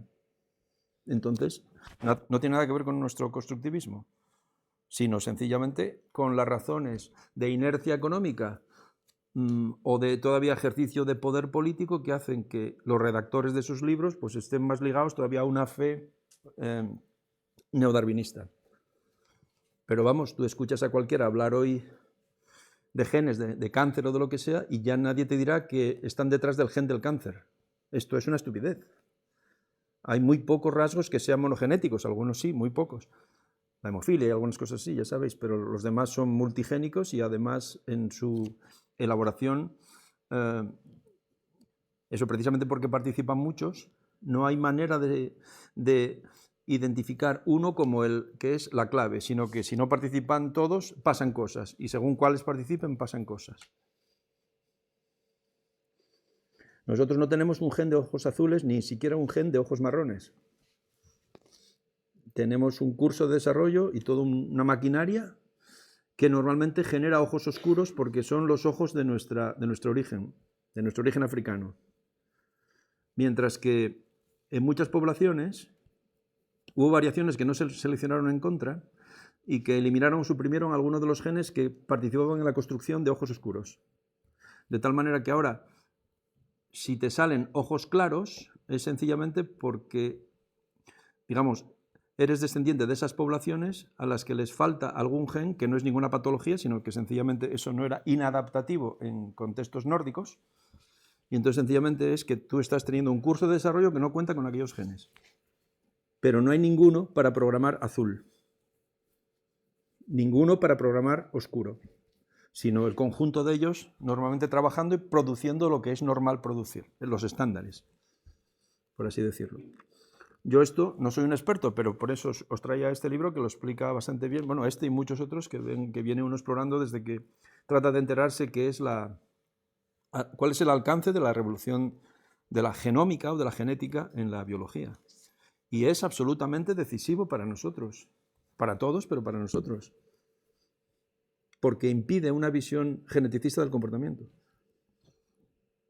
Entonces, qué sé yo, las posiciones signatistas de la psicología cognitiva, de la psicología evolucionista de Pinker, de Cosmides, de los computacionales, eso empieza a tener mucho menos fundamento. Lo tuvo cuando parecía que era así, y pareció que era así, cuando nos contaban lo de Mendel.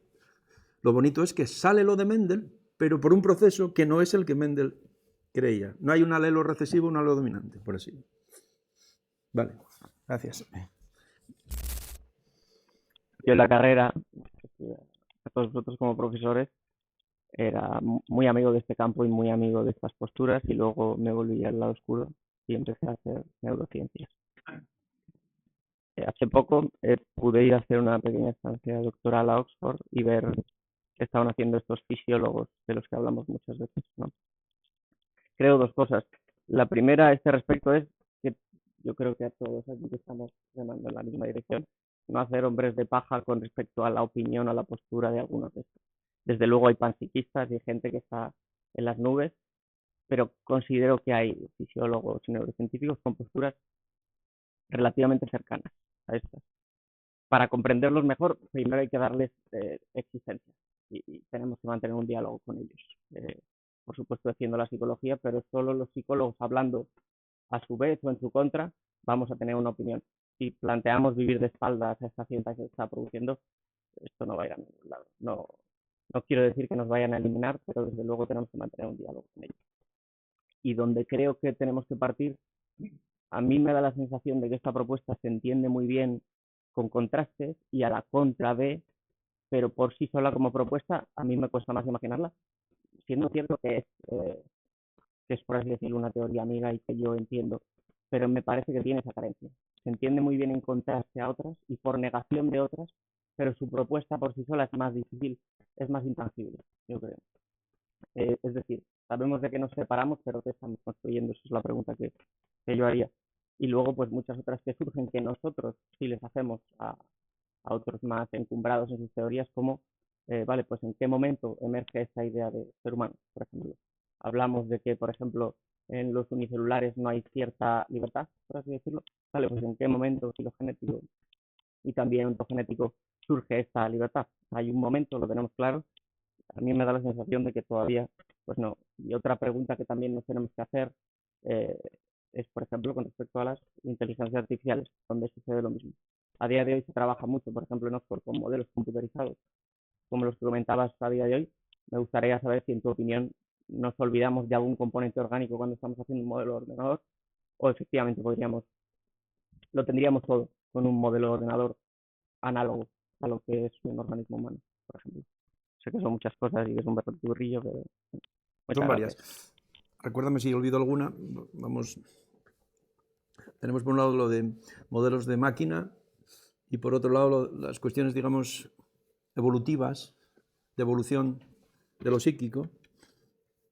Y la pregunta, por ejemplo, respecto de eso, cuando dices, no sé si lo exiges a la tradición, por ejemplo, la tradición comparada, que sea capaz de especificar dónde aparece algo como libertad o cosas así, eso es extraordinariamente complejo.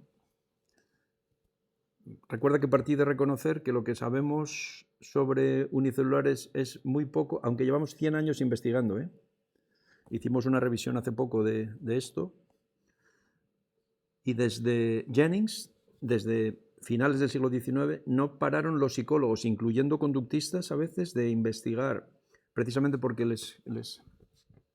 porque los procedimientos conductistas pavlovianos son sumamente precisos en términos de disposición de laboratorio y son de las mejores cosas que tenemos para intentar operacionalizar con un animal, vamos a decirlo así, lejano, una resultante comportamental, un proceso comportamental de aprendizaje análogo al que, por ejemplo, hacemos en ratas.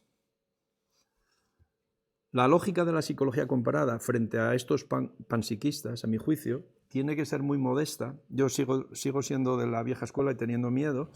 ¿Os acordáis de cuando nos pasamos de rosca con el antropomorfismo en algún momento y entonces tenemos cierto miedo? La lógica de la comparada es extender a un animal que está fuera de tu campo inicial de acción, tratar de extender, de operacionalizar algo parecido a aquello que en tu campo de acción ya te demostró que hay ahí, por ejemplo, cognición, memoria, discriminación, selección o lo que quieras. Esto más o menos se ponen de acuerdo en contextos animales de vertebrados superiores o de humanos, aunque también es discutible que se pongan de acuerdo del todo. Y si tú consigues llevar esa disposición experimental a un ámbito animal hasta ahora inédito, pero ahí consigues operacionalizar lo mismo, tú estás obligado a decir de eso lo mismo que decías de esto. Ese es mi criterio operacional. Si tú dijiste que aquí hay memoria y te sale lo mismo, hay memoria.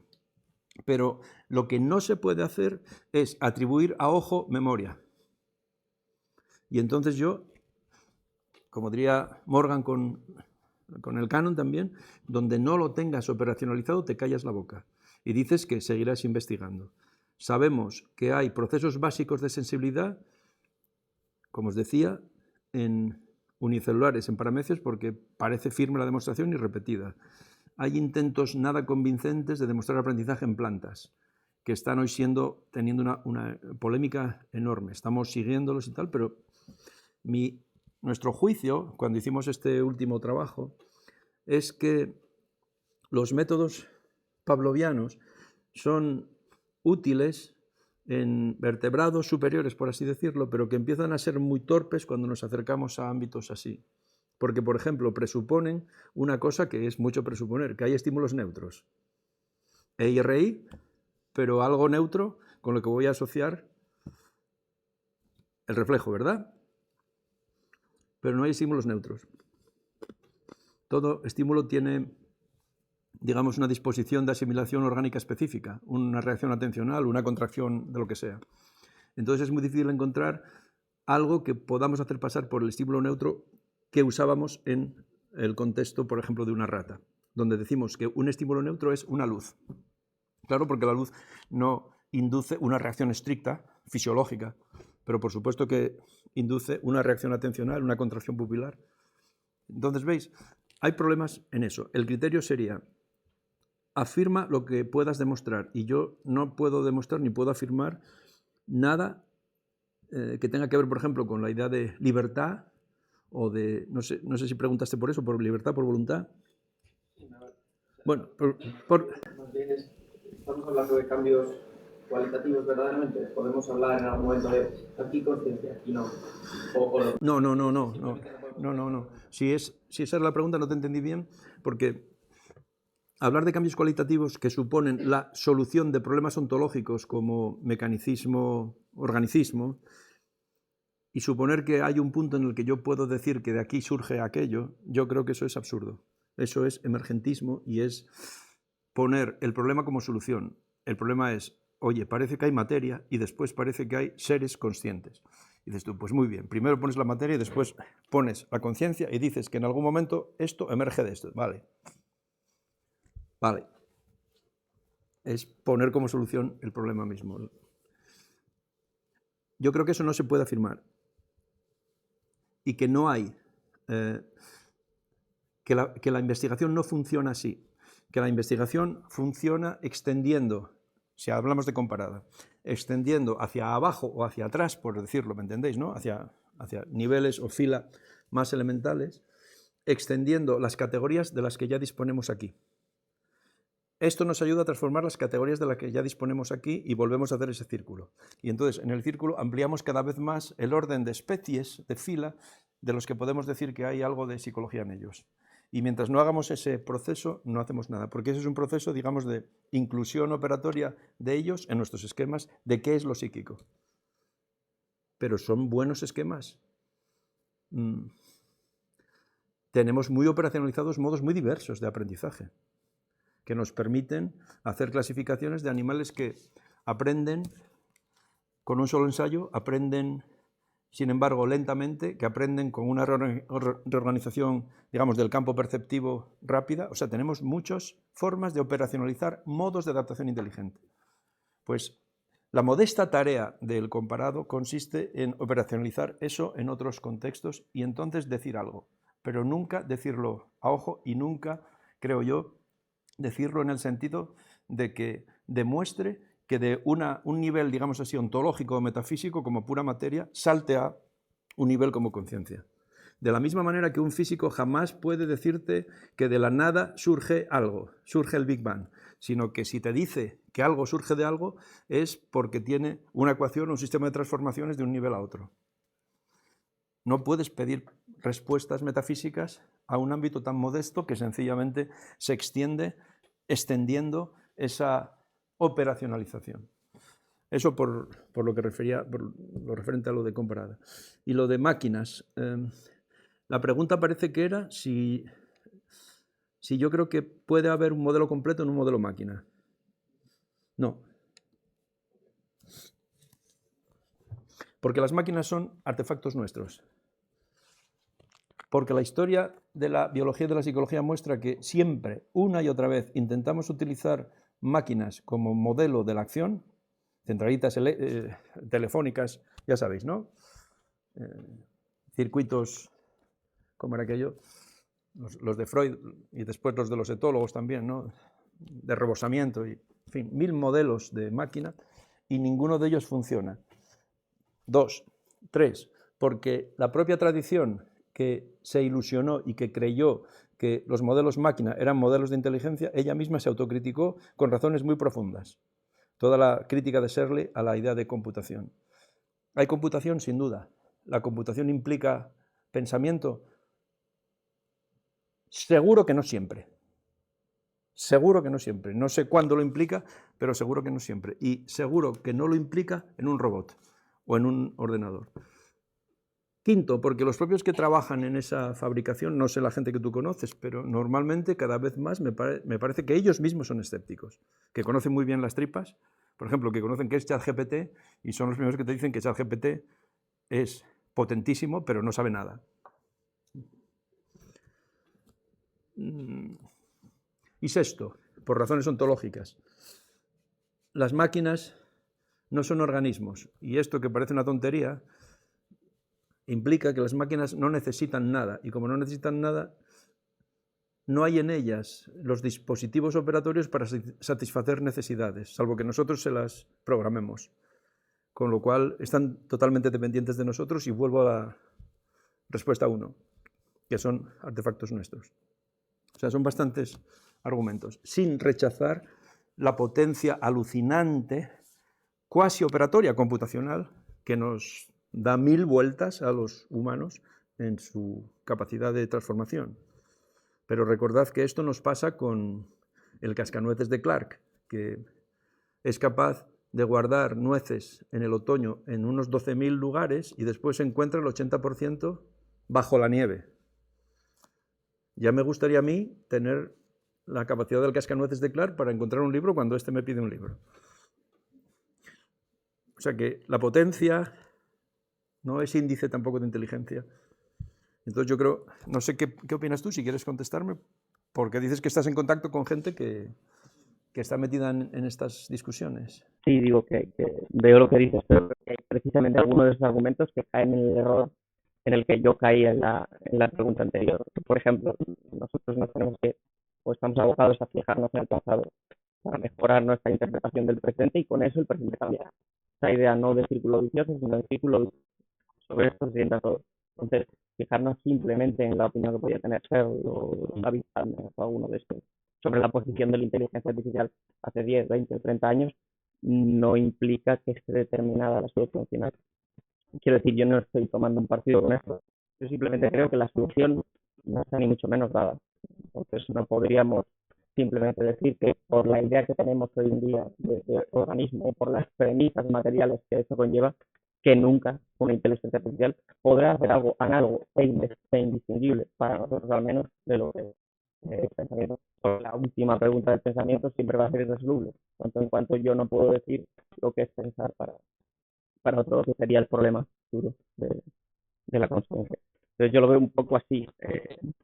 Y otro apunte que finalmente quería hacer, que tú tienes justo en esta respuesta ahora, esta queja o este problema que yo también tenía durante la carrera y que tengo, por supuesto, a día de hoy, porque somos los psicólogos los que estamos siempre solucionando problemas y todavía somos demasiado pequeñitos en comparación con la física, con la química, con la biología, porque parece que nunca estamos ordenados, que nunca mejoramos. Yo creo que no parece eso. Yo creo que esa duda la tienen todos y la tuvieron los matemáticos de la mano de Gödel y demás hace años, y la tuvieron los físicos, Oppenheimer y compañía. La tenemos todos. Lo que pasa es que quizá nuestro problema está en boca de los demás.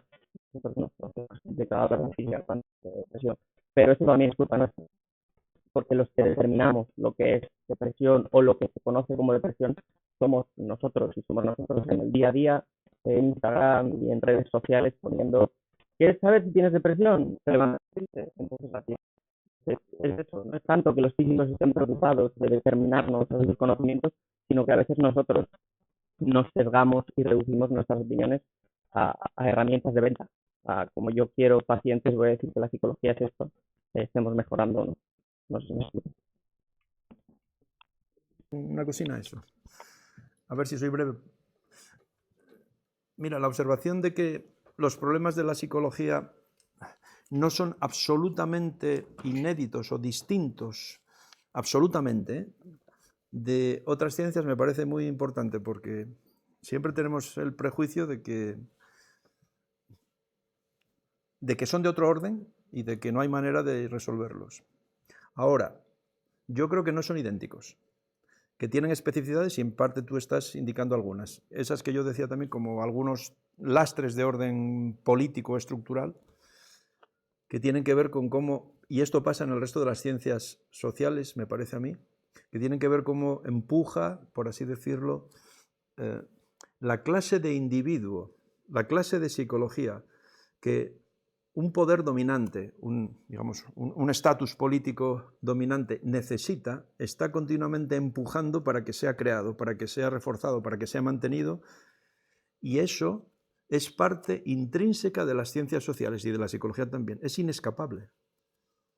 De tal manera que, por ejemplo, algunos de los problemas que aquí estamos comentando puede que desapareciesen solos si cambiase el estatus político.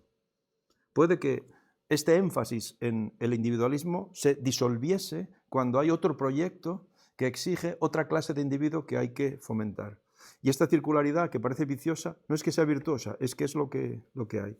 Y por eso nos pasa a veces que tenemos tan poca autonomía y qué sé yo con la reacción de la academia a las cosas esas de la revolución trans o de algunos de las cosas que Marino en sus libros comenta que tienen que ver con la fabricación interesada, deliberadamente interesada de síntomas y enfermedades y TDAH y no sé qué. Eso está claramente ligado a esa ontología, a esos intereses de mantener y hacer crecer cierto perfil de sujeto como individualista, hedonista y tal. Y mientras eso no se transforme es muy difícil esperar que cambie. Y se ve la propia debilidad de la academia, que es incapaz de enfrentarse, porque la propia academia parece depender sus sueldos de que no te enfrentes a eso. Pero eso es lo que a mí me ofendía cuando le comenté a Rusty la cosa.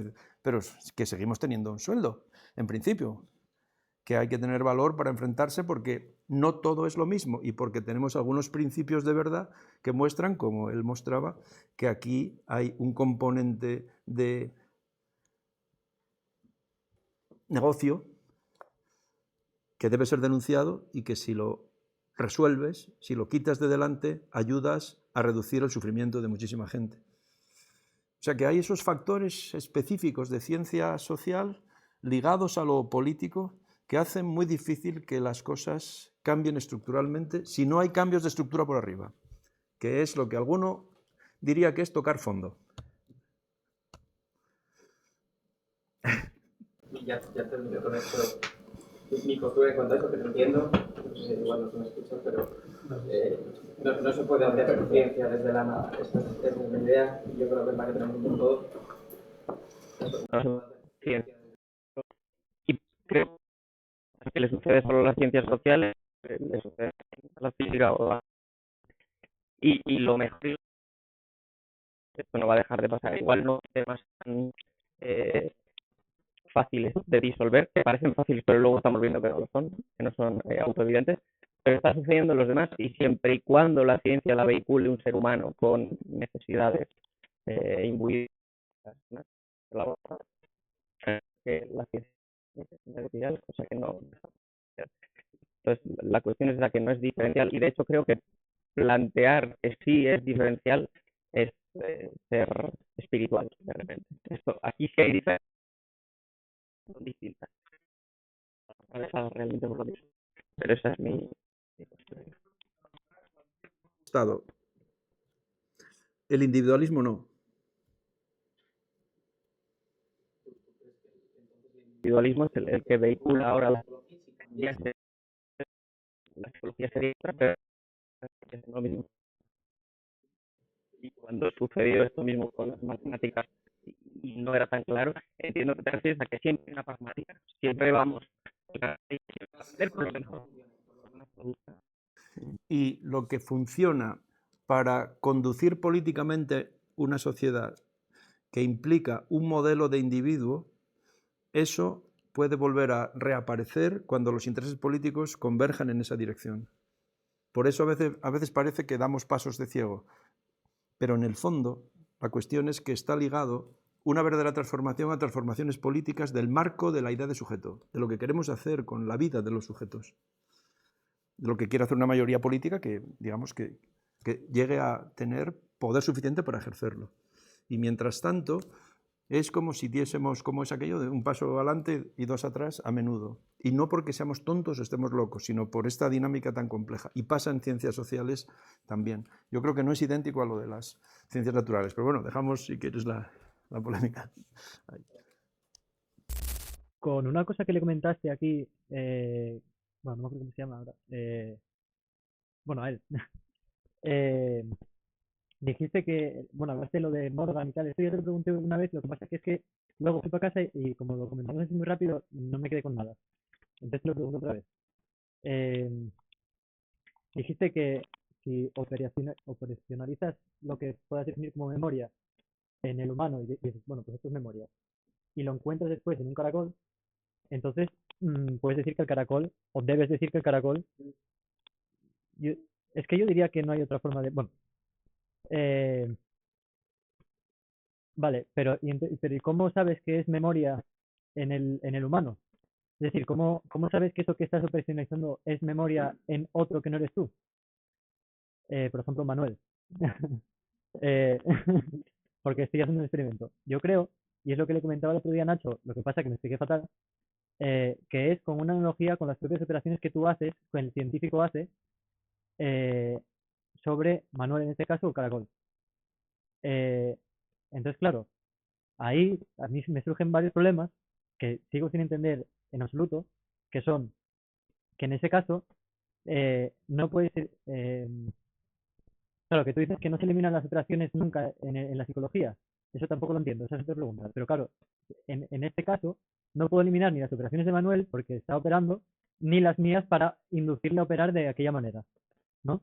Entonces no sé cómo se pueden crear, vamos a decir, verdades, por ejemplo, de lo que sea la memoria en este sentido, porque siempre va a depender de cómo yo le induzca y cómo él haga las cosas, ¿no? No sé si me expliqué mejor o todavía peor.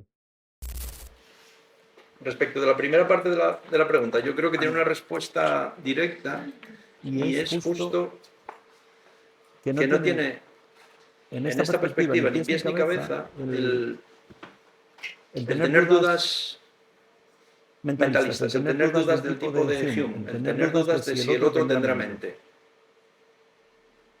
Eso no tiene ni pies ni cabeza cuando abandonamos una postura mentalista como la de Hume. El propio Hume la abandonó.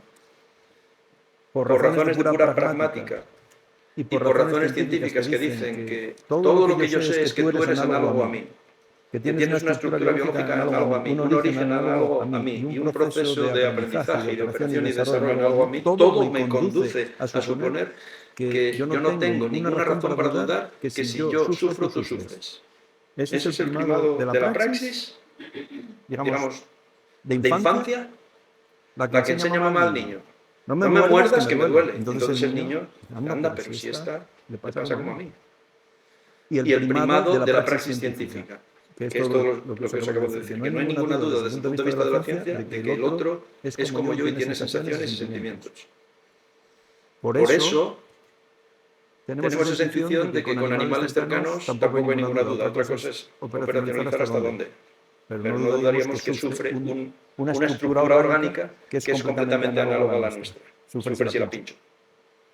¿Vale? Entonces yo creo que eso despeja tu duda humeana. Y a partir de ahí, las cosas son operacionalizaciones experimentales de esas formas que asumimos sin dudar en las que existe el recuerdo o la memoria. Por ejemplo, en una caja de elección múltiple, pongo delante de ella a un chimpancé y a un mapache. En la caja señalo, en la caja hay dos opciones A y B, y hacemos un entrenamiento que permite señalar, el animal está percibiendo desde lejos, señalar en qué caja está la comida. Esperamos 10 minutos. El chimpancé puede resolverlo con autonomía motriz, de tal manera que puede dar un paseo y a los 10 minutos que sabe que se le abre la puerta va y dice la de la derecha. y coge la comida. Hay Hay recuerdo y además hay una operación que fija topológicamente el lugar del valor. El mapache, en cambio, tiene que estar todo el tiempo así, sin desorientar el cuerpo atencionalmente al lugar del valor, porque si lo desorienta, se pierde y no vuelve a reconstruirlo. Pero está así y recuerda que cuando se abre la puerta va a volver. O sea, va a poder acercarse y obtenerlo. Porque ya lo hizo en el hábito del pasado, porque está ejerciendo un entrenamiento. Esto yo creo que es una operacionalización indudable de dos niveles de construir memoria. Dos formas de recordar y dos elaboraciones del recuerdo, que tienen que ver con las disposiciones innatas de qué es un mapache y qué es un...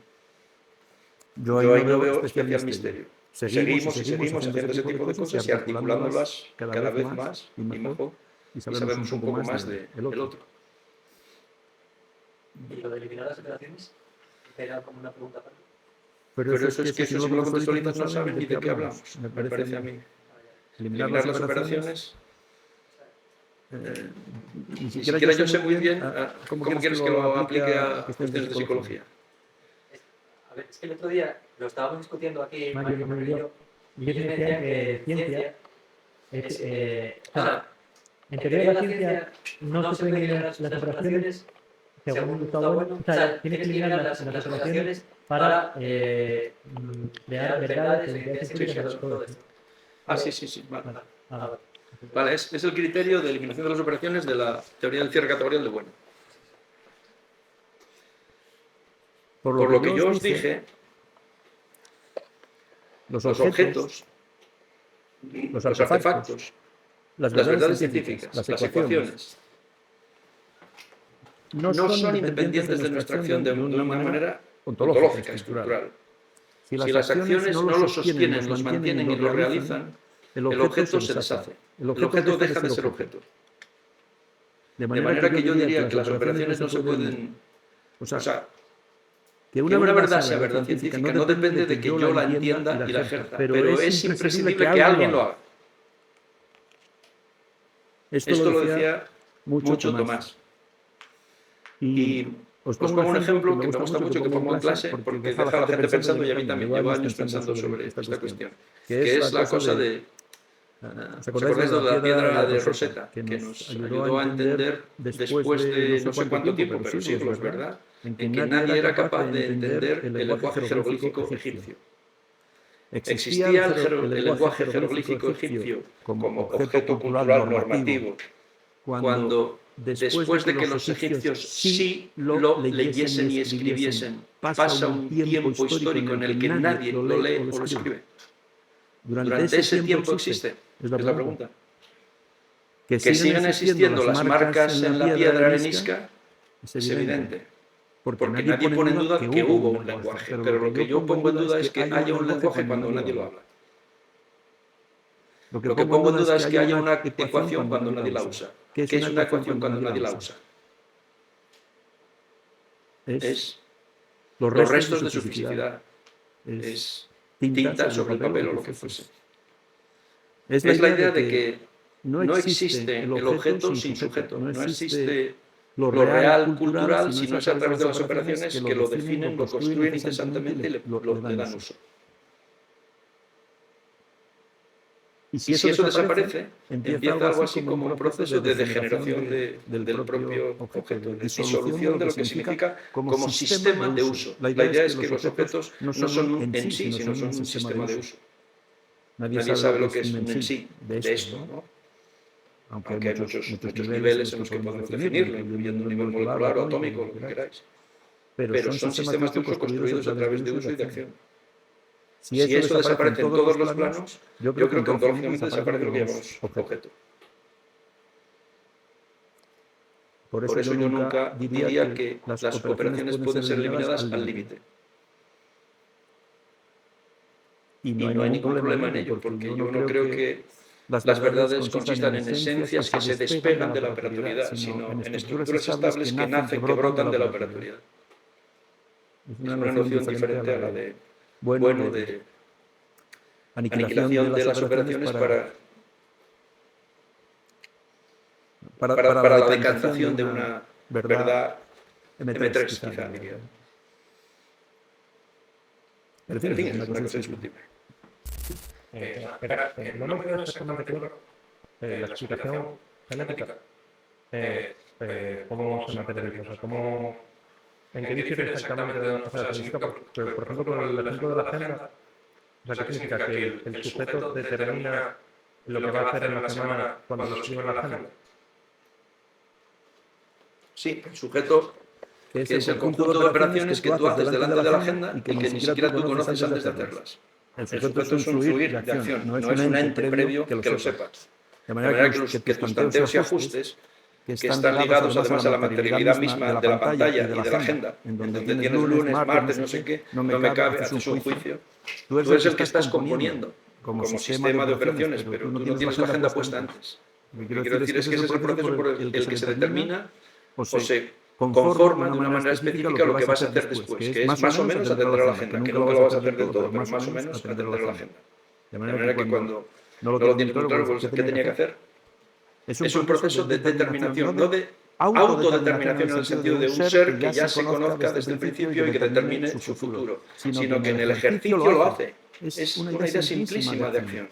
Simplísima y dificilísima de asimilar. Pero entonces esa explicación se puede orientar al futuro o es simplemente una explicación del pasado.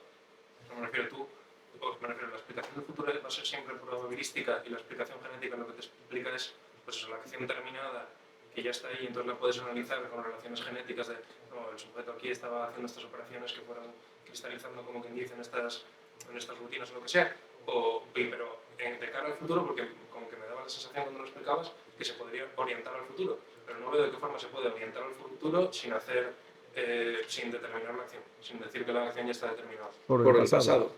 Claro. Porque cuando yo estoy haciendo la agenda, yo no estoy haciendo el futuro del martes, sino el martes pasado o mi conocimiento del pasado de lo que cabe hacer en los martes y en los miércoles y lo cansado que suelo estar los jueves. El futuro es la proyección del pasado y es inevitable hacerla. Y vivimos en un contexto temporal de presente, pasado, futuro. Yo tengo conciencia de que algo va a suceder y que yo tengo que hacer algo con lo que va a suceder. Y no lo hago porque yo lo anticipe, sino porque proyecto el pasado y por eso me equivoco muchas veces. Pero entonces la materialización como tal, o sea, cuando se hace real, como quien dice, es probabilística, o sea, no se sabe antes. O sea, no puedes hacer una explicación a priori genética.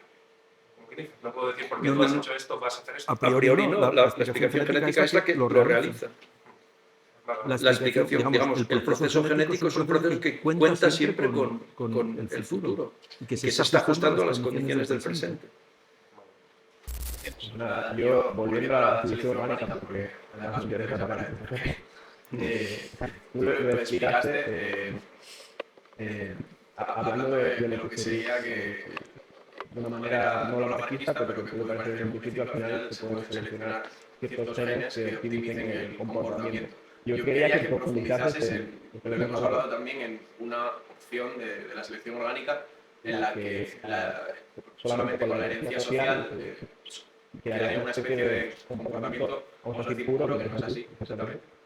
Pero quería saber que dentro de esa opción, dentro de la selección orgánica, ¿qué es lo que se selecciona? En la selección orgánica, estrictamente hablando, lo que se selecciona son elementos heredables, tal como los especifican los genéticos. Valgo en su tiempo creía más o menos en posiciones de elementos genéticos que varían al azar y que controlan rasgos, como todos creímos hasta hace poco. Pero lo que se hereda son, voy directo, se hereda en términos de evolución, es decir, de transformación de las formas orgánicas, se heredan elementos heredables en el genoma que convergen o apoyan la acción que ya está, los hábitos que ya están en marcha, de tal manera que de alguna forma facilitan que eso reaparezca en el futuro, ya sea de una manera directa o menos indirecta. Por ejemplo, si te estás dedicando a sacar gusanos de la madera, algo que sería directo es una variación en el pico que mejore, por ejemplo, la potencia para romper madera podrida, como en picapinos, o la longitud del pico, vamos a suponer esto.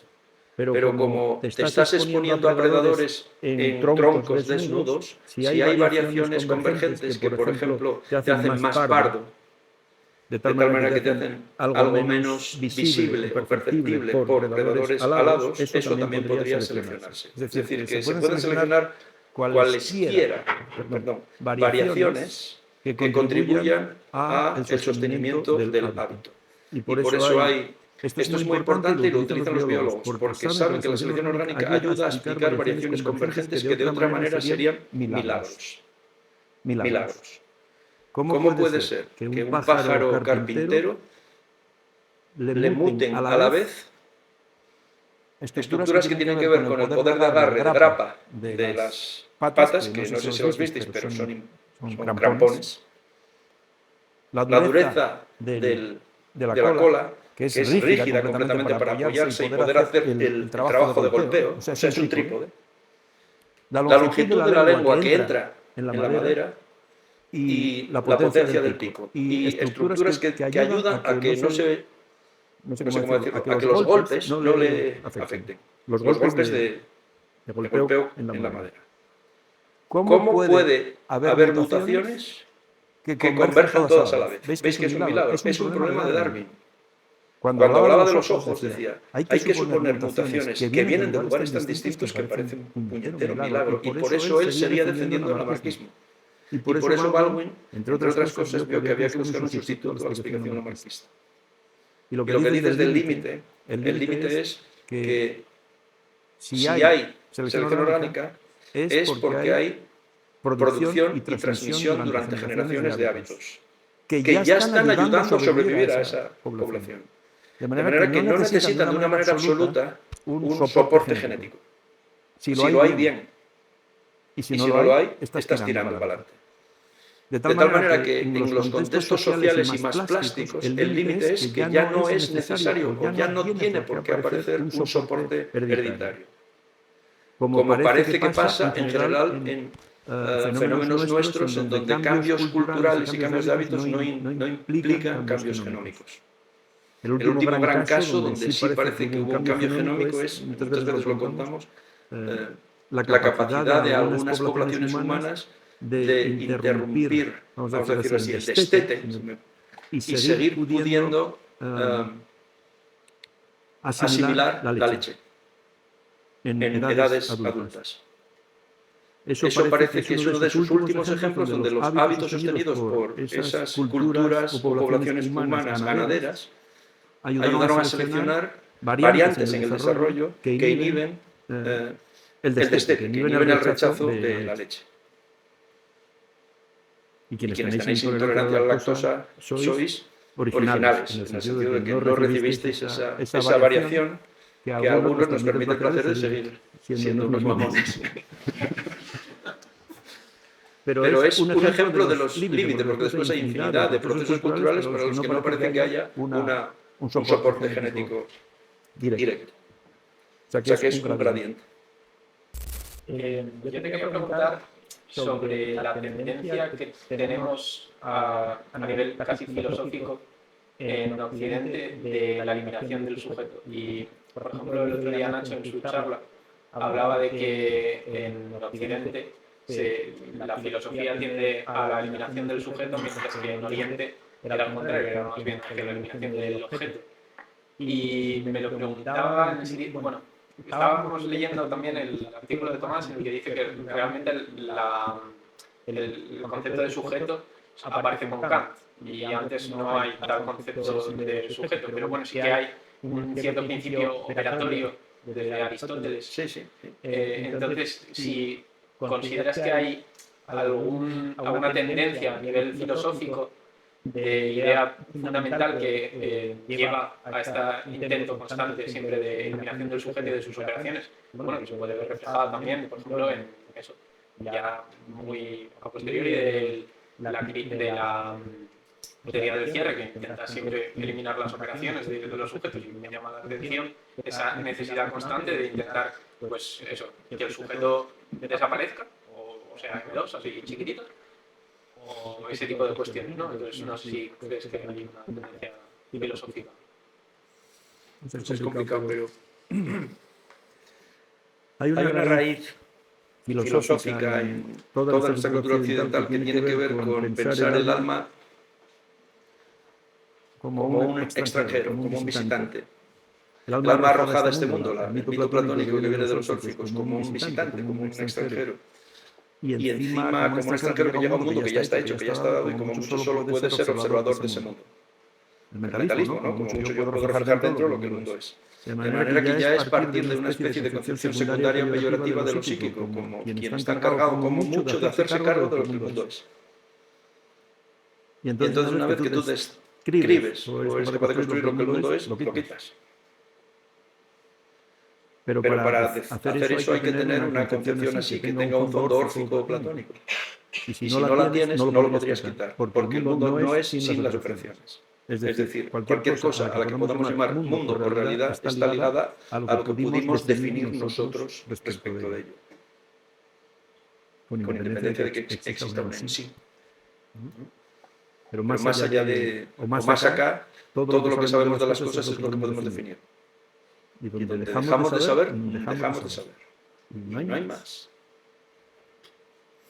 Yo no los quitaría.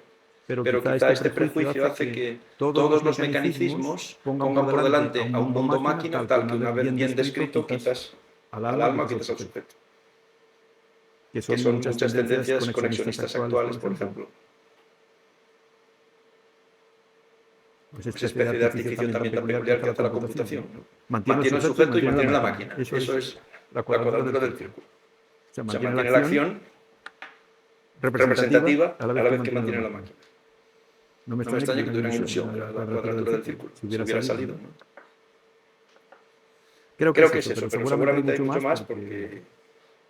Y no sé si es una tendencia siempre.